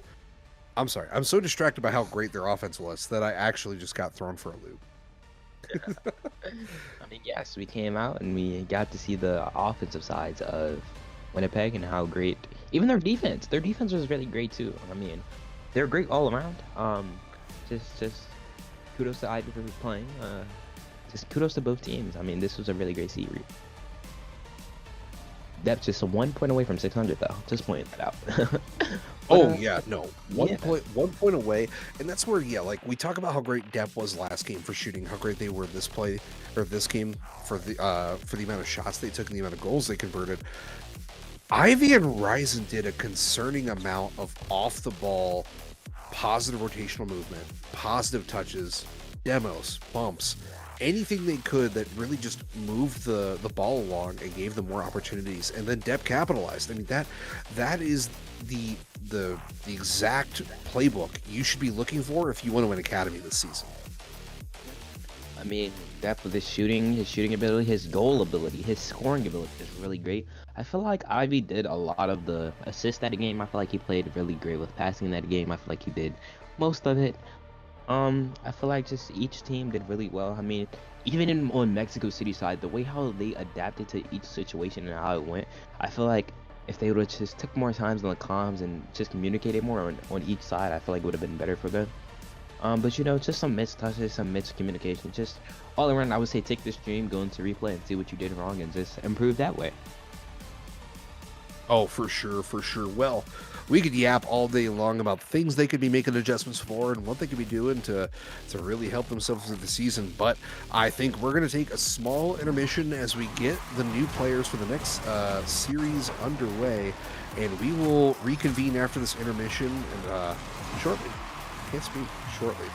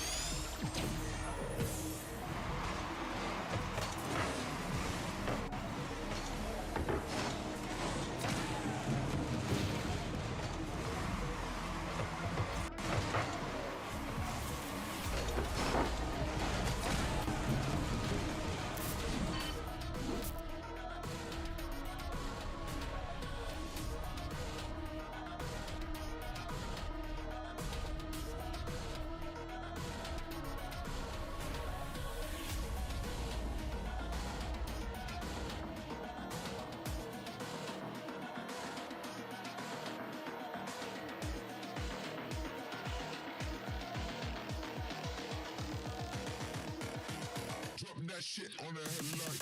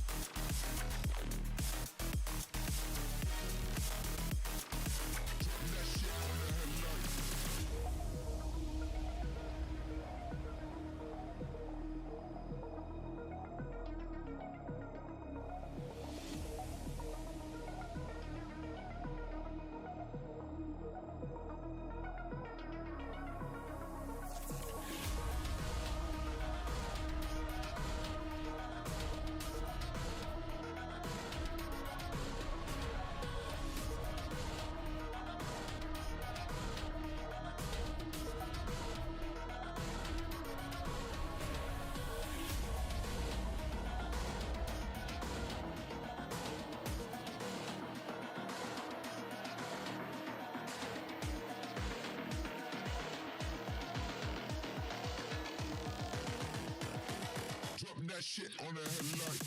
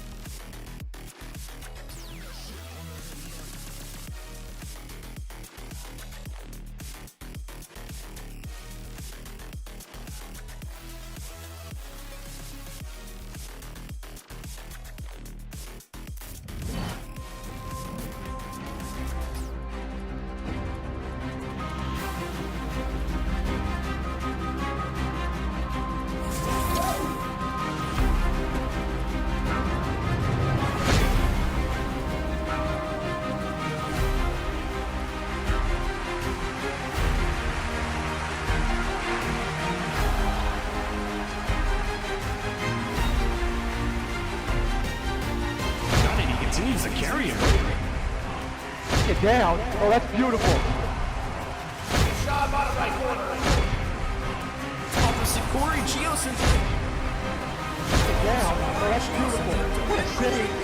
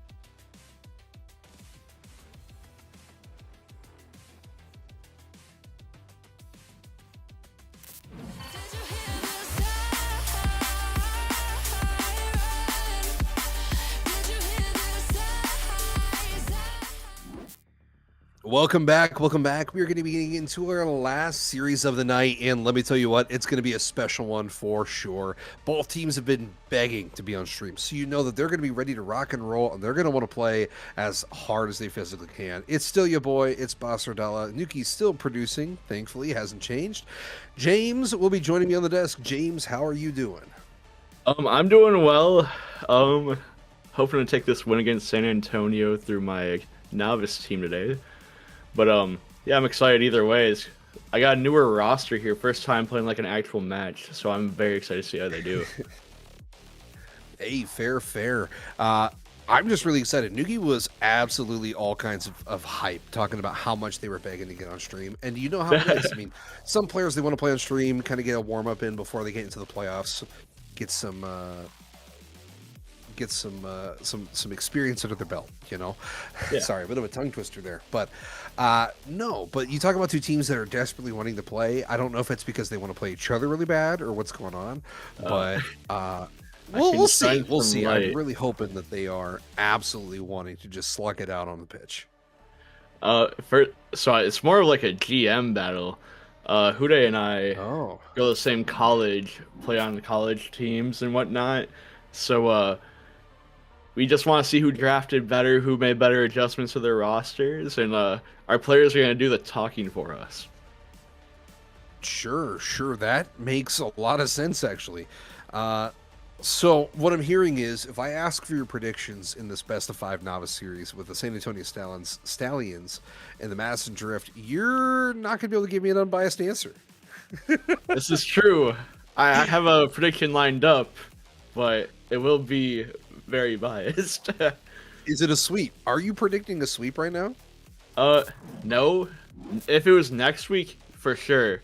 But this roster is very new. I just acquired a player on Friday. So I have great faith in them. They're still going to get a win 3-1. San Antonio is going to get one game, lucky game, like, I don't know, 5-minute OT, like, game winner. Holy. That's it. They're gonna win. They're gonna win 3. They might lose a lucky game. You know, Yeah. They might. You know, wow, that's some crazy comps. That's the kind of confidence though we like to see here in the business. So, for sure, I have not paid a lot of attention to both these teams' rosters personally, so it's difficult for me to make a good prediction. But I like being the contrarian. I like, a little bit of rivalry on the cast. So I'm going to have to say, hey, let's say 3-1 in favor of Madison. Oh, goodness. Bro, but I just don't want to let Hude have any bragging rights. That's fair. No, but with it being the last series for the night, I'm definitely hoping it's going to be a good one. I always hope to see at least, the best of 5 going the distance, seeing all 5 matches being played. Hopefully we'll get some OT in a few of these here. I know our producer's reaching out, so hopefully we'll be getting our players on the pitch here shortly. We'll see, though.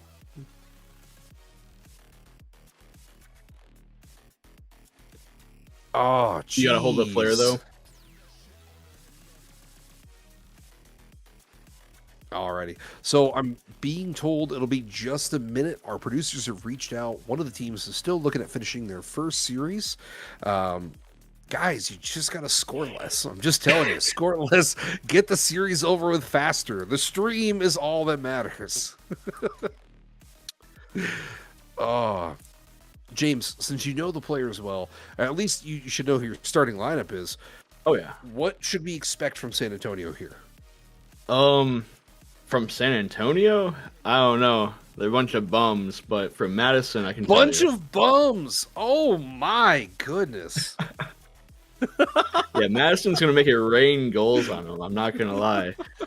Watch out for my in-game lead, bro. Flair. He very competent, very vocal leader. Great comms. I think he's gonna be a difference maker here. He may not be the highest style player, but I have very much faith in him. So you said you picked up a new player recently for this tier. Why'd you make the adjustment? It was strictly strategic. I thought the other person. Well, I made technically 2 adjustments. I brought down Noj from my professional team sub, just be like a main guy on my novice team. And then I brought in a new player, Technical, I believe that is how you say it. But he was mostly just because I needed someone with a bit more comms, a bit more confidence. I had a different player, Celsius, very good player still, but he didn't comm during games, and he wasn't really available for scrims or anything. So it was just hard to get any team chemistry going. So it's just a strategic move mostly. Sure. Well, I think honestly, if once this series kind of cracks out the way it is, especially if the Madison team wins, we'll have to get a player on the booth. I think for sure though, we probably need to do an interview in some way, shape, or form. Can you keep your questions to if San Antonio wins? Yeah. So what went right? Not. So how'd you cheat? I mean, that's gonna be the only way they win. Oh, damn, dude. There's some slamming words there. We've got one team on. We've got Decky, Jocks, and Key. Did they get the Did my team get the match info? I hope so. My producer. Oh, I think yours might have been finishing up. Come on, GM, poke your team, get them on the pitch. Let's see it. They're score reporting. That's what they're doing. They're being responsible. Oh my God, they could score report after. Tell them. He said it's not working. Tell them to get on the pitch. Hold on. Can you send me info and then I can just join? I'm in their party right now.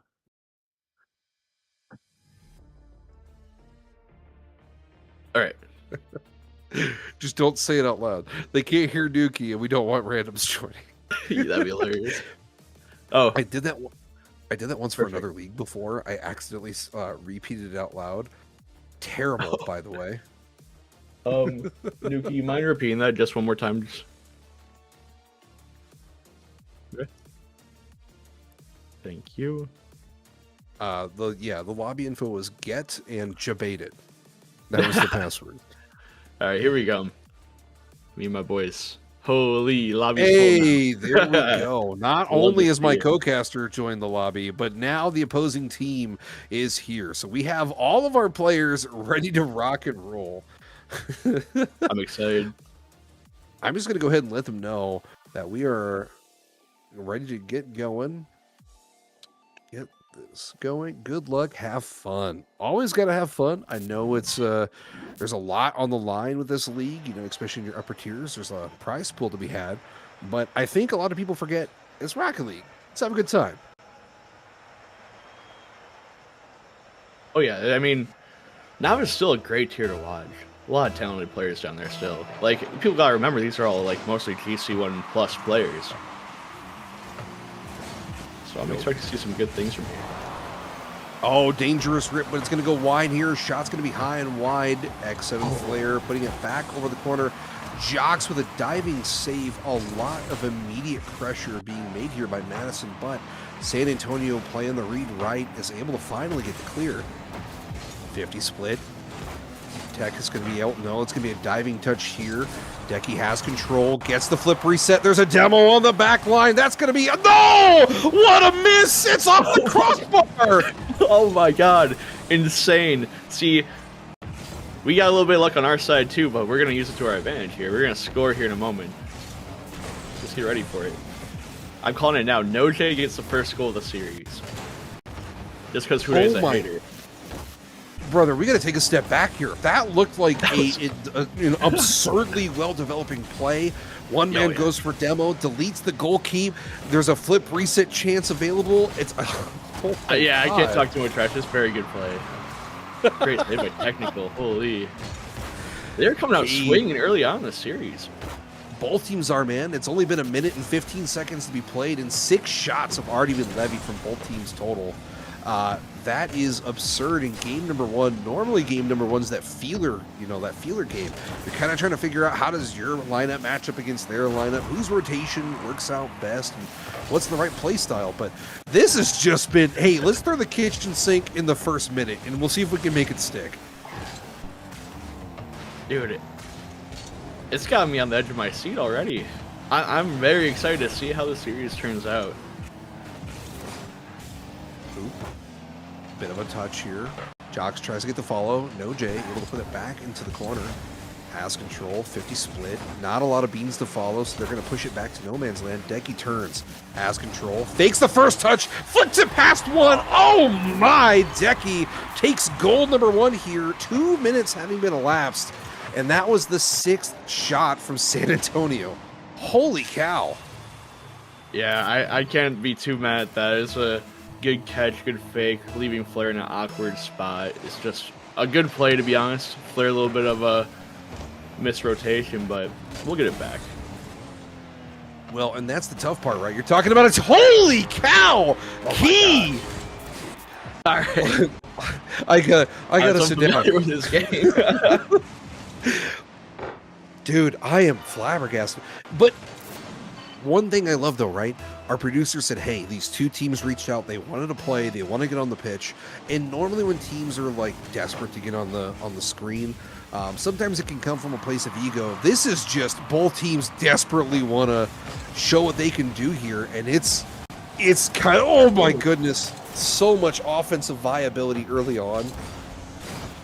They're 2 very competent teams. The passing plays early on are really good. Defense is really good. You love to see it.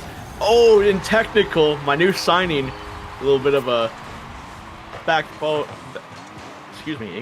pulley backboard read over Decky off of Jox. Great play. You can definitely see the change too. We just casted an Academy series. The change between this and Novice has been absurd. I mean, both teams are showing not only a greater level of consistency, but they have a much deeper bag in their shot selection already. Both teams going for backboard reads, flip resets, anything they can throw that might pull the defender out of position. Decky here fakes control, flicks it. Oh my, the control established so quick to put it off their spoiler over that defender. Yeah, they gotta find a way to shut Decky down. He's got 2 goals. I can't let him get a hat trick. Oh man, technical wins that 50 here. Key off sidewall underneath the ball, has control, gets the flip reset off the ceiling, but opts the back away from play with a minute 50 left here. Goodness gracious. All right, I was going to say, what does the team need to do here? I know you talked about shutting down Decky. What's the play? Yeah. What's the change that needs to be made? Well, I think Decky just had some solid solo goals, but I think as Hude said in the chat, he is the key to success. I think he has kind of been the driving factor for their defense. I think if they can just cut off some plays, cut off some awkwardness that he's causing, just make sure they're grabbing some small pads. I notice they're a little low at times, especially when they're getting scored on. I think if they can do those small things, very simple, easy to do things for a talented team like mine, I think they could easily keep like game 2 very, very close or easily win it. So this is definitely a very, very easy adjustment they can make here. Well, and boost is, it's the lifeline of your rotation. It keeps your pace moving, keeps your plays developing. We saw it earlier on in the first series, the Elite Series, where Rob was actually playing. What a shot, by the way, to go underneath the defender. Technical, see you. But Rob and his team, effectively, they lost game 1, and then game 2, they made the adjustment where they were just starving the opponents. They were constantly taking the boost. They were making it through the opponents were awkward, and I think that you're right. I think picking up a few more pads might allow your team here to hopefully generate some more offense. Yeah, for sure. I think they may be a little flustered. This is their first game as like an actual team. Well, I guess second, but first week, actual team, trying to figure it all out. And game time is different than scrims or just like playing ranked 3s. There's something on the line here. Not only is there something on the line, they're also playing on stream, which for some people, if you've never really played on stream, that can actually add to the mental. Oh, for sure. As someone that's played on a few streams myself, like the first time was like, you could feel the adrenaline going, but like I don't know. For me, it was just cool. So I guess it depends on the person you are, but it can definitely affect you negatively at times. As we get back into a little bit more focus on the gameplay here, Key looking for a touch. What is that? Key, the protractor from the backboard, scores gold number 5. Holy cow! Cool. I didn't think that angle was possible. Yeah, that's just a great goal to top off a hat trick from Key there.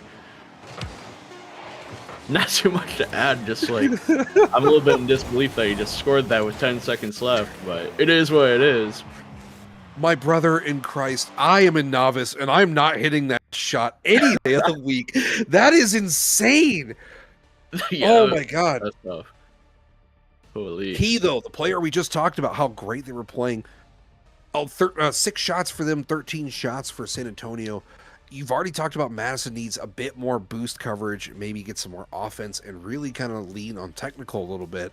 Do you know if this team can make that adjustment going into game 2? Yeah, I think Flair might have been caught off guard that game, because usually he's not, like, I didn't really notice him at all in this game, if I'm being completely honest. He was kind of a non-factor, he's just a little role player, but I think he's just adjusting to the other team. I think once he gets acquainted with their game, what they're capable of, he's going to make some good adjustments to come back here and be more of an impact, especially on offense. He can make some great passes, and Noj can feed off those passes, so can technical and make some good shots. So I'm expecting Flair to become more of a playmaker here. We'll definitely have to hope so.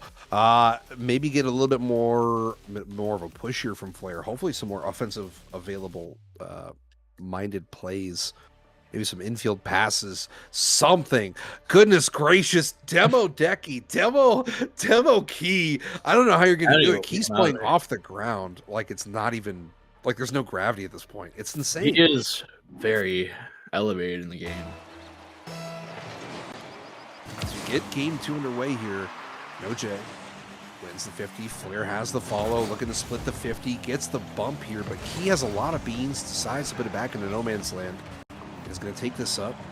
Smart play by Flair to try and interrupt the touch here. Decky gets the bump. Key. I think Flair's a controller issue. Oh my god. Oh no. He's AFK. You're right. Flair is AF. Oh, he might have a connection issue. He's got 32 ping and it's latency or something. Oh, that could be an absolute problem here, especially when you need to rely on your third to possibly make this rotation happen. Yeah. Sorry, what did you say, Mr. Producer, sir? I think it could have been here.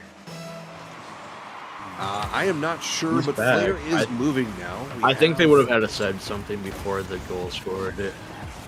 I think you're right. I think, and maybe I need to be corrected on the rule book, but I think that communication needs to occur prior to the first goal being made. Yeah, as much as I would like to try to say something to put in favor, I'm going to play with the rules. It is what it is. It's fine though. He's moving, so maybe they'll be able to get some movement here on their rotations. Decky, the diving touch, puts it back. Flair able to put it over into no man's land and keep it away from this very lethal San Antonio team that's already been putting so many shots on target. Technical, trying to initiate the counterattack. A bit of a double commit. This is an opportunity. A bump on the goal keep. No, Flair can't corral it, so that's going to be pushed out. That was a great opportunity there, though. It was definitely a great opportunity. If you looked in the midfield, Noj, he had looks like a bit of a misinput with a backflip in the midfield when going up for an aerial. I think that's what cost them the chance. Flair putting in the corner was just a good rebound. See if they can make anything here coming up, though. Noj and technical trying to keep it up.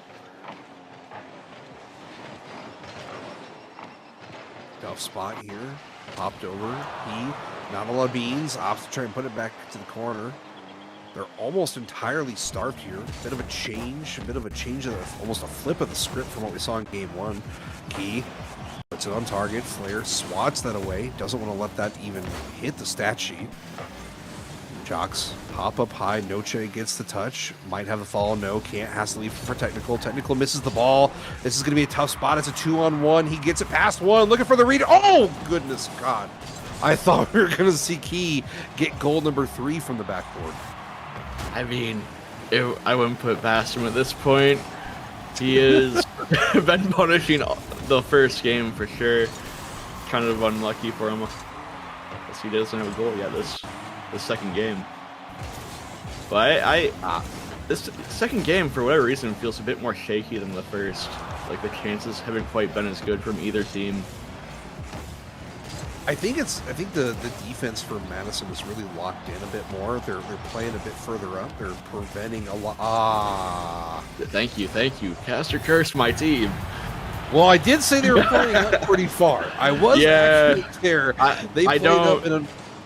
I think Flair just hesitated a little too much, but that's okay. It was a great pass, though. I mean, Key... It was a good time. During the rotation back, able to put that back center. I mean, it's smart. It's just smart Rocket League. Yeah, disrupted. Hey, I'll take it. Hey, notice. Of course you'll take it, Mr. Madison GM. Oh, goodness. Shout out Technical. Technical getting a kickoff yet again. A very favorable one here for Noche. It's going to bounce and pop back center a little bit. Jocks has the touch. Looking to put it back center. The cutout by Madison. A little bit of beans in the tank for Noche here, but not enough to be able to put that back center fully. Touch off the backboard. Followed by Technical. Technical's got the shot on, but Decky has the patience, has the swat. Minute 30 left to be played here, and it's definitely a lot more even on the shooting board. Yeah, definitely. Ooh, speaking of Flair, he's finally getting started here offensively. I'm very excited for him to actually get some goals here in this game, because once he gets going, he's pretty good. But all they have to do here is make sure that they don't proceed off this kickoff and just keep shutting down San Antonio. They've been doing a lot better of it for this last 2-ish minutes of the game. Before, first half was pretty rough. They did let in 5 shots, but it's definitely slowed down now. Oh, quite a bit so. They really enabled their own offense to really thrive here. As we say that Technical underneath the ball, might be able to get back. Can't. Key already has the read, but the quick dive by Flair applies some serious pressure to San Antonio. 50 seconds left to be played here. Very tough split. Decky. No! Noche has control. Flair has the follow. Might be able to get that middle. That 50 split shoves it all the way across, though. Not a dangerous situation yet.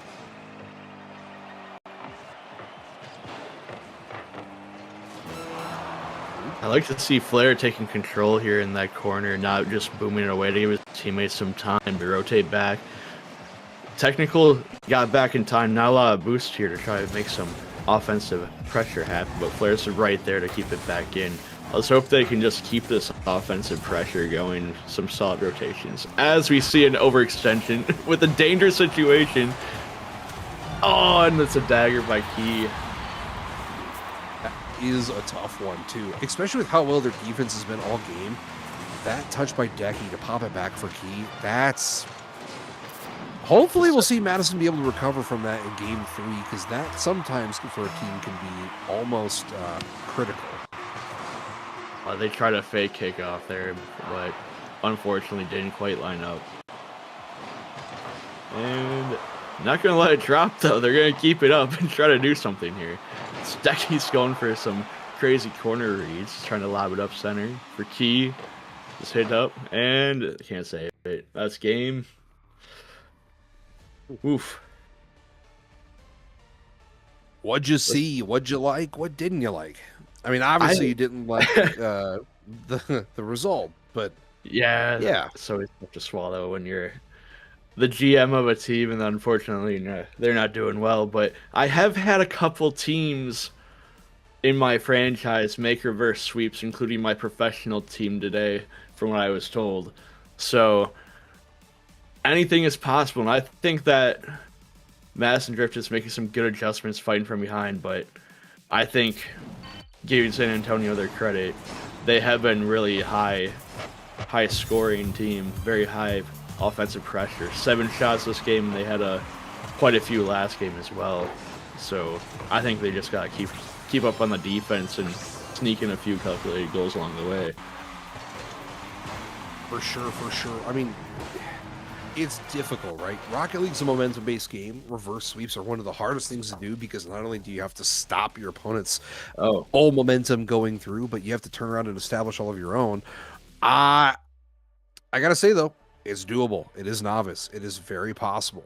You know, a couple good 50s, a couple good touches here, maybe a bump, might be able to open up some opportunities, but we'll go into game 3 here if you want to kind of get us kicked off here. All right, here we go. Decky and Flair on the kickoff. Decky slightly wins that technicals up. Ooh, Jocks with a kind of weak shot, but still keeps the pressure with Decky to follow up. Technical's going to clear that away with Noche up in there. Getting beat by Jocks, but straight down to Flair. Keys up, but decides to leave it for Decky. Must be some good comms there. Flair's on the back line trying to create some chaos for his team to take advantage of, but it seems that Madison's on the back foot. Ooh, never mind. Noche is taken all the way upfield, challenging right in the center to give them some offensive pressure here. I think it's definitely more of a midfield-based game so far. What are your thoughts? I definitely think you're right. I think both teams don't want to be the first to concede the pressure and the first to allow your opponents to really establish their offensive presence. So they're trying to meet it as early as humanly possible out into the midfield, and it's really keeping this going back and forth. As I say that, Decky's coming off the backboard here. Gets the first touch. Bit of a miscommunication as there's double commit. Key might be able to put that back center. Jocks, though, a little too far forward as second man. And that's going to allow Noche to put a shot on target. That was a good opportunity, though. I know it's a bit of a double commit, but it still paid off in a way that normally might not. Yeah, I mean, I think Madison's definitely putting with a bit more urgency right now. You see couple double commits coming out. Well, if you just look at it, it's Madison on the, or not Madison, excuse me, San Antonio on the back foot, like playing the defensive role, soaking up all the pressure and trying to see what can come with the counterattack. But if you look at the boost, San Antonio is pretty low on it. Not a whole lot of each player for the past probably about 30 seconds. Noche puts it off the side wall. Decky pops it over one. Flair has to make contact. Puts it against the backboard here. Flair gets back to the ball. Gets yet another touch and is able to push that all the way across. Technical. Can't put it on target, but that is some good applied pressure, though, that Noche can follow. Half volley outlet. Jocks wants to put this back in Technical's avenue here. Flair putting up Decky. Doesn't make contact here. Not sure if that was an intentional fake, but either way, that had Madison jumping at a ghost. 2:27, and we have not seen a goal yet. That's actually kind of crazy. Yeah, the turnaround is absolutely insane. I thought we were just about to have one with that boom upfield, but luckily defense was just ready. Both defenses are playing phenomenal, honestly. No real mistakes, just safe rotations, trying to keep possession, maybe find a pass or something. As we see Key go for a solo play, beating 2. Noche is able to carry into the corner. Can't keep too much control. Oh, wow. Jocks just goes and destroys Noche. Wow. Now they're really putting on the pressure, San Antonio. As we see Madison, ooh, try to clear it. Awkward low boost. Yeah, it's just in.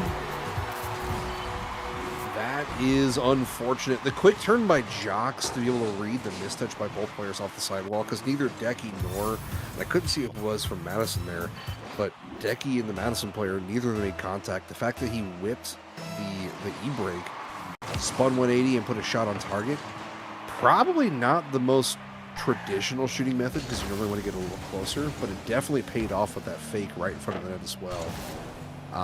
Minute 31 left to be played, though. Still a lot of Rocket League action here as Madison's looking to possibly equalize. Yeah, definitely. Oh no. Right as we say that. Just good. He went off the ceiling, right? Yeah, this was a ceiling shot. Flair couldn't quite get to it out of boost. Technical didn't quite make it back in time. He just needed anything from his team to give him that extra second. Fortunately, it doesn't happen. So we got 2-0 up for San Antonio, trying to secure a series sweep here, which was not what I thought with this roster. I thought it was gonna be a lot closer, at least a game 4, which I think is still very possible. Got a minute here with Noche bringing up the field. Can he sneak it in? Oh, not quite. He makes a very solid save there. Ooh, Decky almost hits off the backboard. Ooh, technical. Finally sneaks it in amongst all the chaos from the San Antonio defense. Very good offensive pressure there. Well, and normally that's a dangerous spot here. You have all 3 of your players up in effectively their goalie box. I mean, it's just like that is concerningly deep, but it pays off. They had the San Antonio defense jumping, just trying to swat it away, and they just couldn't get it out. I wonder. Oh, there's the bump, the demo. Oh no! That is unfortunate. No, he's got it. Goal. Oh no, Jay! He's got it. No, Jay, the GOAT. I was at first like heartbroken. That was a beautiful demo, beautiful play, but for Noje to turn from the cheat corner out of the visual from the goalkeep and get that equalizer, beautiful way to stay in the play. I just gotta say, I think it's impressive how in this last minute, down 2-0, they decide, what do we have to lose? We're down 2-0 in the series. We're down 2 goals. We gotta get something here. So they're just playing with so much urgency here, and it's really catching San Antonio off guard. As they can almost, just barely miss the game winner. He's gonna try to take it out here and start his own counterattack. This last minute of gameplay is just actually insane. It's nuts. I mean, shoot, 2 goals in the back minute is such a difficult ask from any team, but from this one, especially when you've been playing against a team that's rolling on all 4 cylinders and you say, hey, we're going to shut you out and score 2 goals, it's just poetry in motion at this point. And we're getting overtime. A game that not even a minute ago looked like it was fully out of reach of Madison is now anybody's game as technical turns and pops it off sidewall high.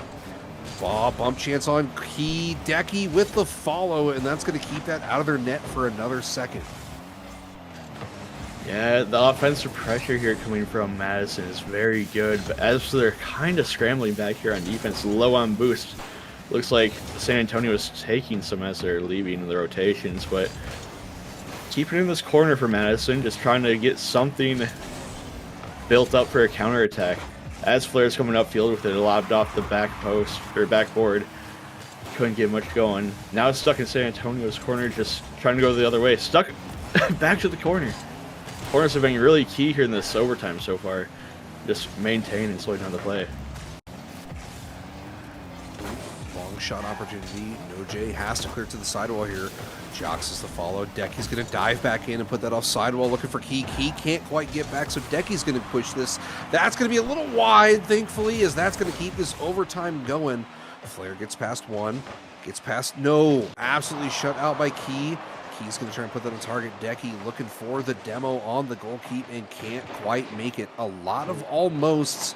Both teams just inches away from shot opportunities. Like we saw there, technical trying to pull the ankle. Couldn't quite get it. Yeah, there's great pressure here still. There, the defense and offense is just going back and forth. There's nothing happening in the midfield. It's just either you're getting a shot or you're getting a save. And if you're getting a save, you might see those overtime finish up here. As we're already 2 minutes in, another half a game of Rocket League. Oh, no! Oh. And Wait. yep, Sorry, go ahead, my bad. absolute dagger by Key. He's been good this whole series. So is Decky and Jocks. I mean, who they put together a great team. Can't be too mad about it. Really did here, and as we kind of get into our recap from the series, it was a bit of a sweep here, but that pass from Decky off the backboard to Key is just the epitome of how well things have been going for them and how well they're looking for one another for that support play. But Mr. Producer, I think I heard you say something and then I just talked over you. That's my bad. The doing the thing I was told not to do. Anywho, but we saw it all game. I mean, we saw Decky, we saw Key, both of them pulling incredible solo plays as well. I mean, Key had what? In one game, 2 incredible off the backboard double taps. It's just disgusting.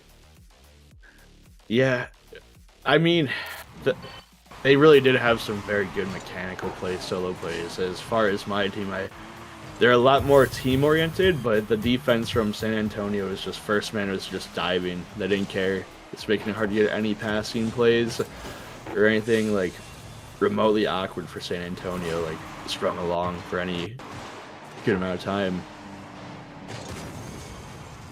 Can't be too mad about a loss, but a loss is a loss. So they're probably gonna have some scrims here and just build up more chemistry. Well, a loss only hurts really if you don't learn anything from it. Oh, we're gonna have our interview actually. Mr. Decky. Sorry. I can keep yapping if you need, Mr. Producer. Keep yapping. Got it. No, what I was saying, James, was any loss you take on the series and life in general, if you can at least take something away from it, take some kind of, okay, we didn't do this right, or hey, they did this really well. Next time we play them, we need to shut it down. At least it's positive, right? You can make it into a positive, make it into a little bit of a development motion, and then hopefully the next time you play, you get a more desired outcome. Oh, definitely. And the season, we're still early on. So there's still a lot of time for each team to like make adjustments, make sure they know what they're doing, figure out how to better play around each other and to each other's strengths. So I'm not too worried about it at this point. We'll get there eventually. It's still only their first week together, so I'm sure they'll figure something out here. Well, for their first week together, there's some pretty solid chem being built there. Oh, definitely. They're really excited. They played a scrim for a tryout for technical, and it went really well. I think it just kind of sucks that the first league match they had was against San Antonio, who is, in my opinion, a better team in the tier. Oh, for sure. I mean, they are absolutely one of the best teams in Novice I've seen in a while. Incredible passing and incredible solo abilities. If they can keep clicking like that for the rest of the season, that's going to be a team you're going to have to pay for, or I guess expect to play against, probably in the playoffs. Definitely.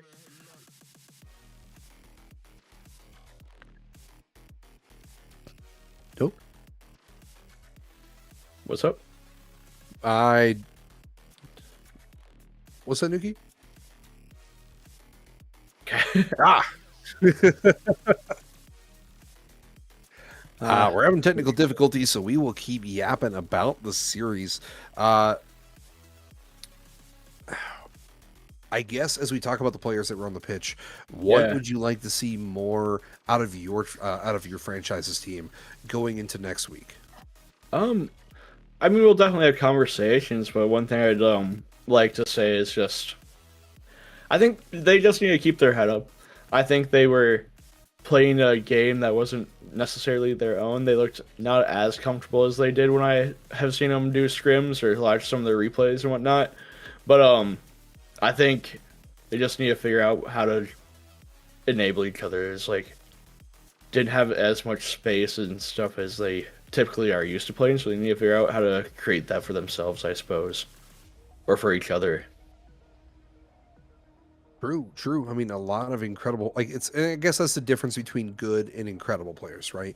You get good players who can really maximize the opportunities they're handed, and then you get great players who can really make solid chances for themselves. And from the way you were talking about this team and how much confidence you have in them, I definitely could see this being a team that could really start to establish good opportunities for themselves. Definitely, and I'd like to see, maybe, I don't know if it was anyone's like best day, because I've definitely seen, I feel, each player individually play a little bit better than they did today. Not saying that they played bad per se. I'd be on the lookout for them definitely to improve. Ooh. I believe that is the telltale ping from Discord letting me know that our interviewee, Decky, is here. Decky, how you doing? I'm doing good. I mean, clearly, you guys were playing absolutely insane. Just want to get that off right off the bat. I guess to kind of open things up here for the interview, Decky, I heard y'all were really excited for this matchup and really wanted to play on stream. Tell me little bit about that and the thought process going into the series. You know, I definitely enjoy playing on stream, and I know my teammates, you know, they definitely do. So it's always fun to showcase our team on a stream so people can watch.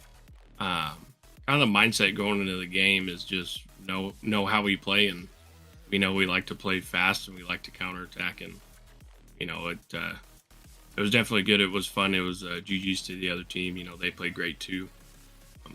And definitely my teammates, we all help each other and we all play real well together. So it's a fun time. Solid.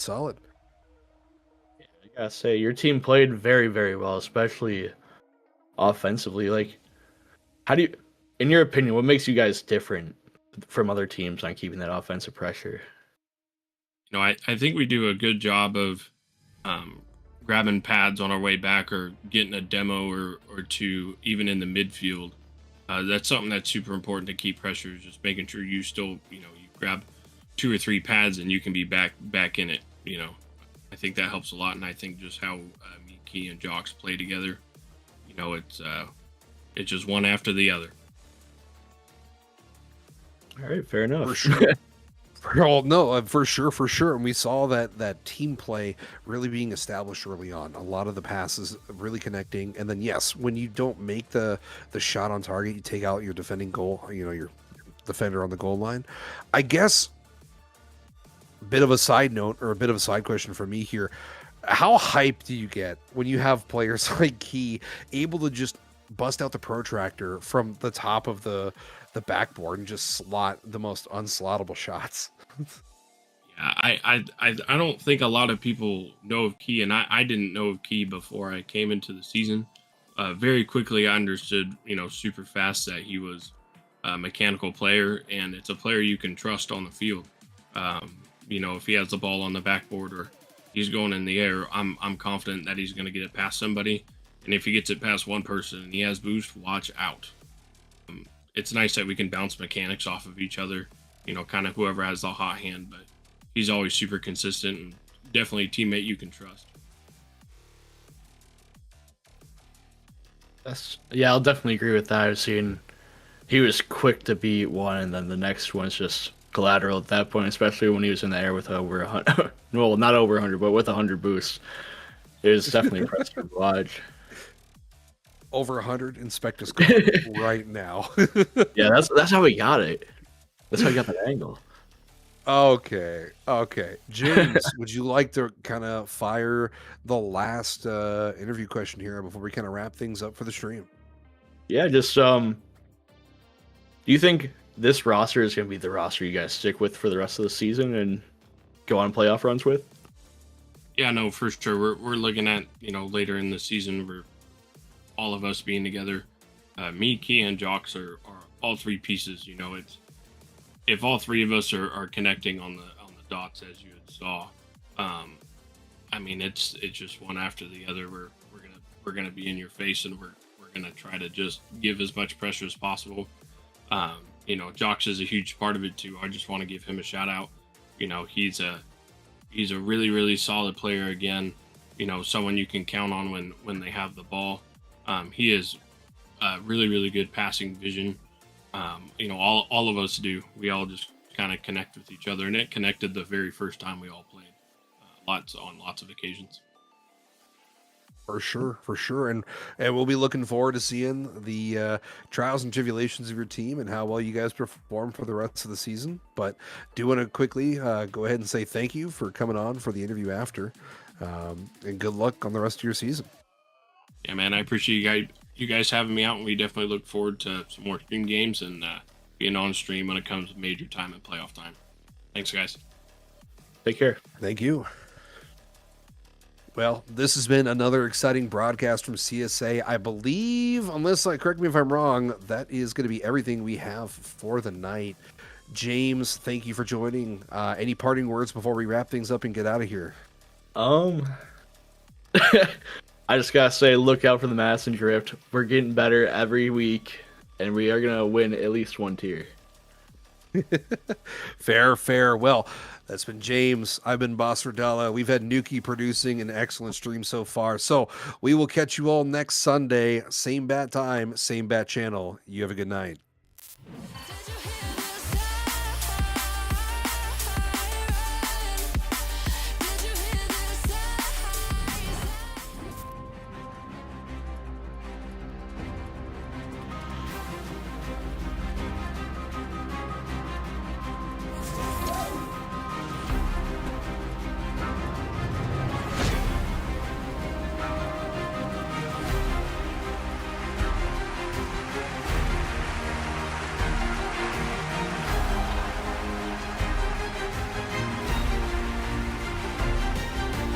Johnny continues to carry him. Get down. Oh, that's beautiful. Opposite Corey, Geosynth. Get down. Oh, that's beautiful. City.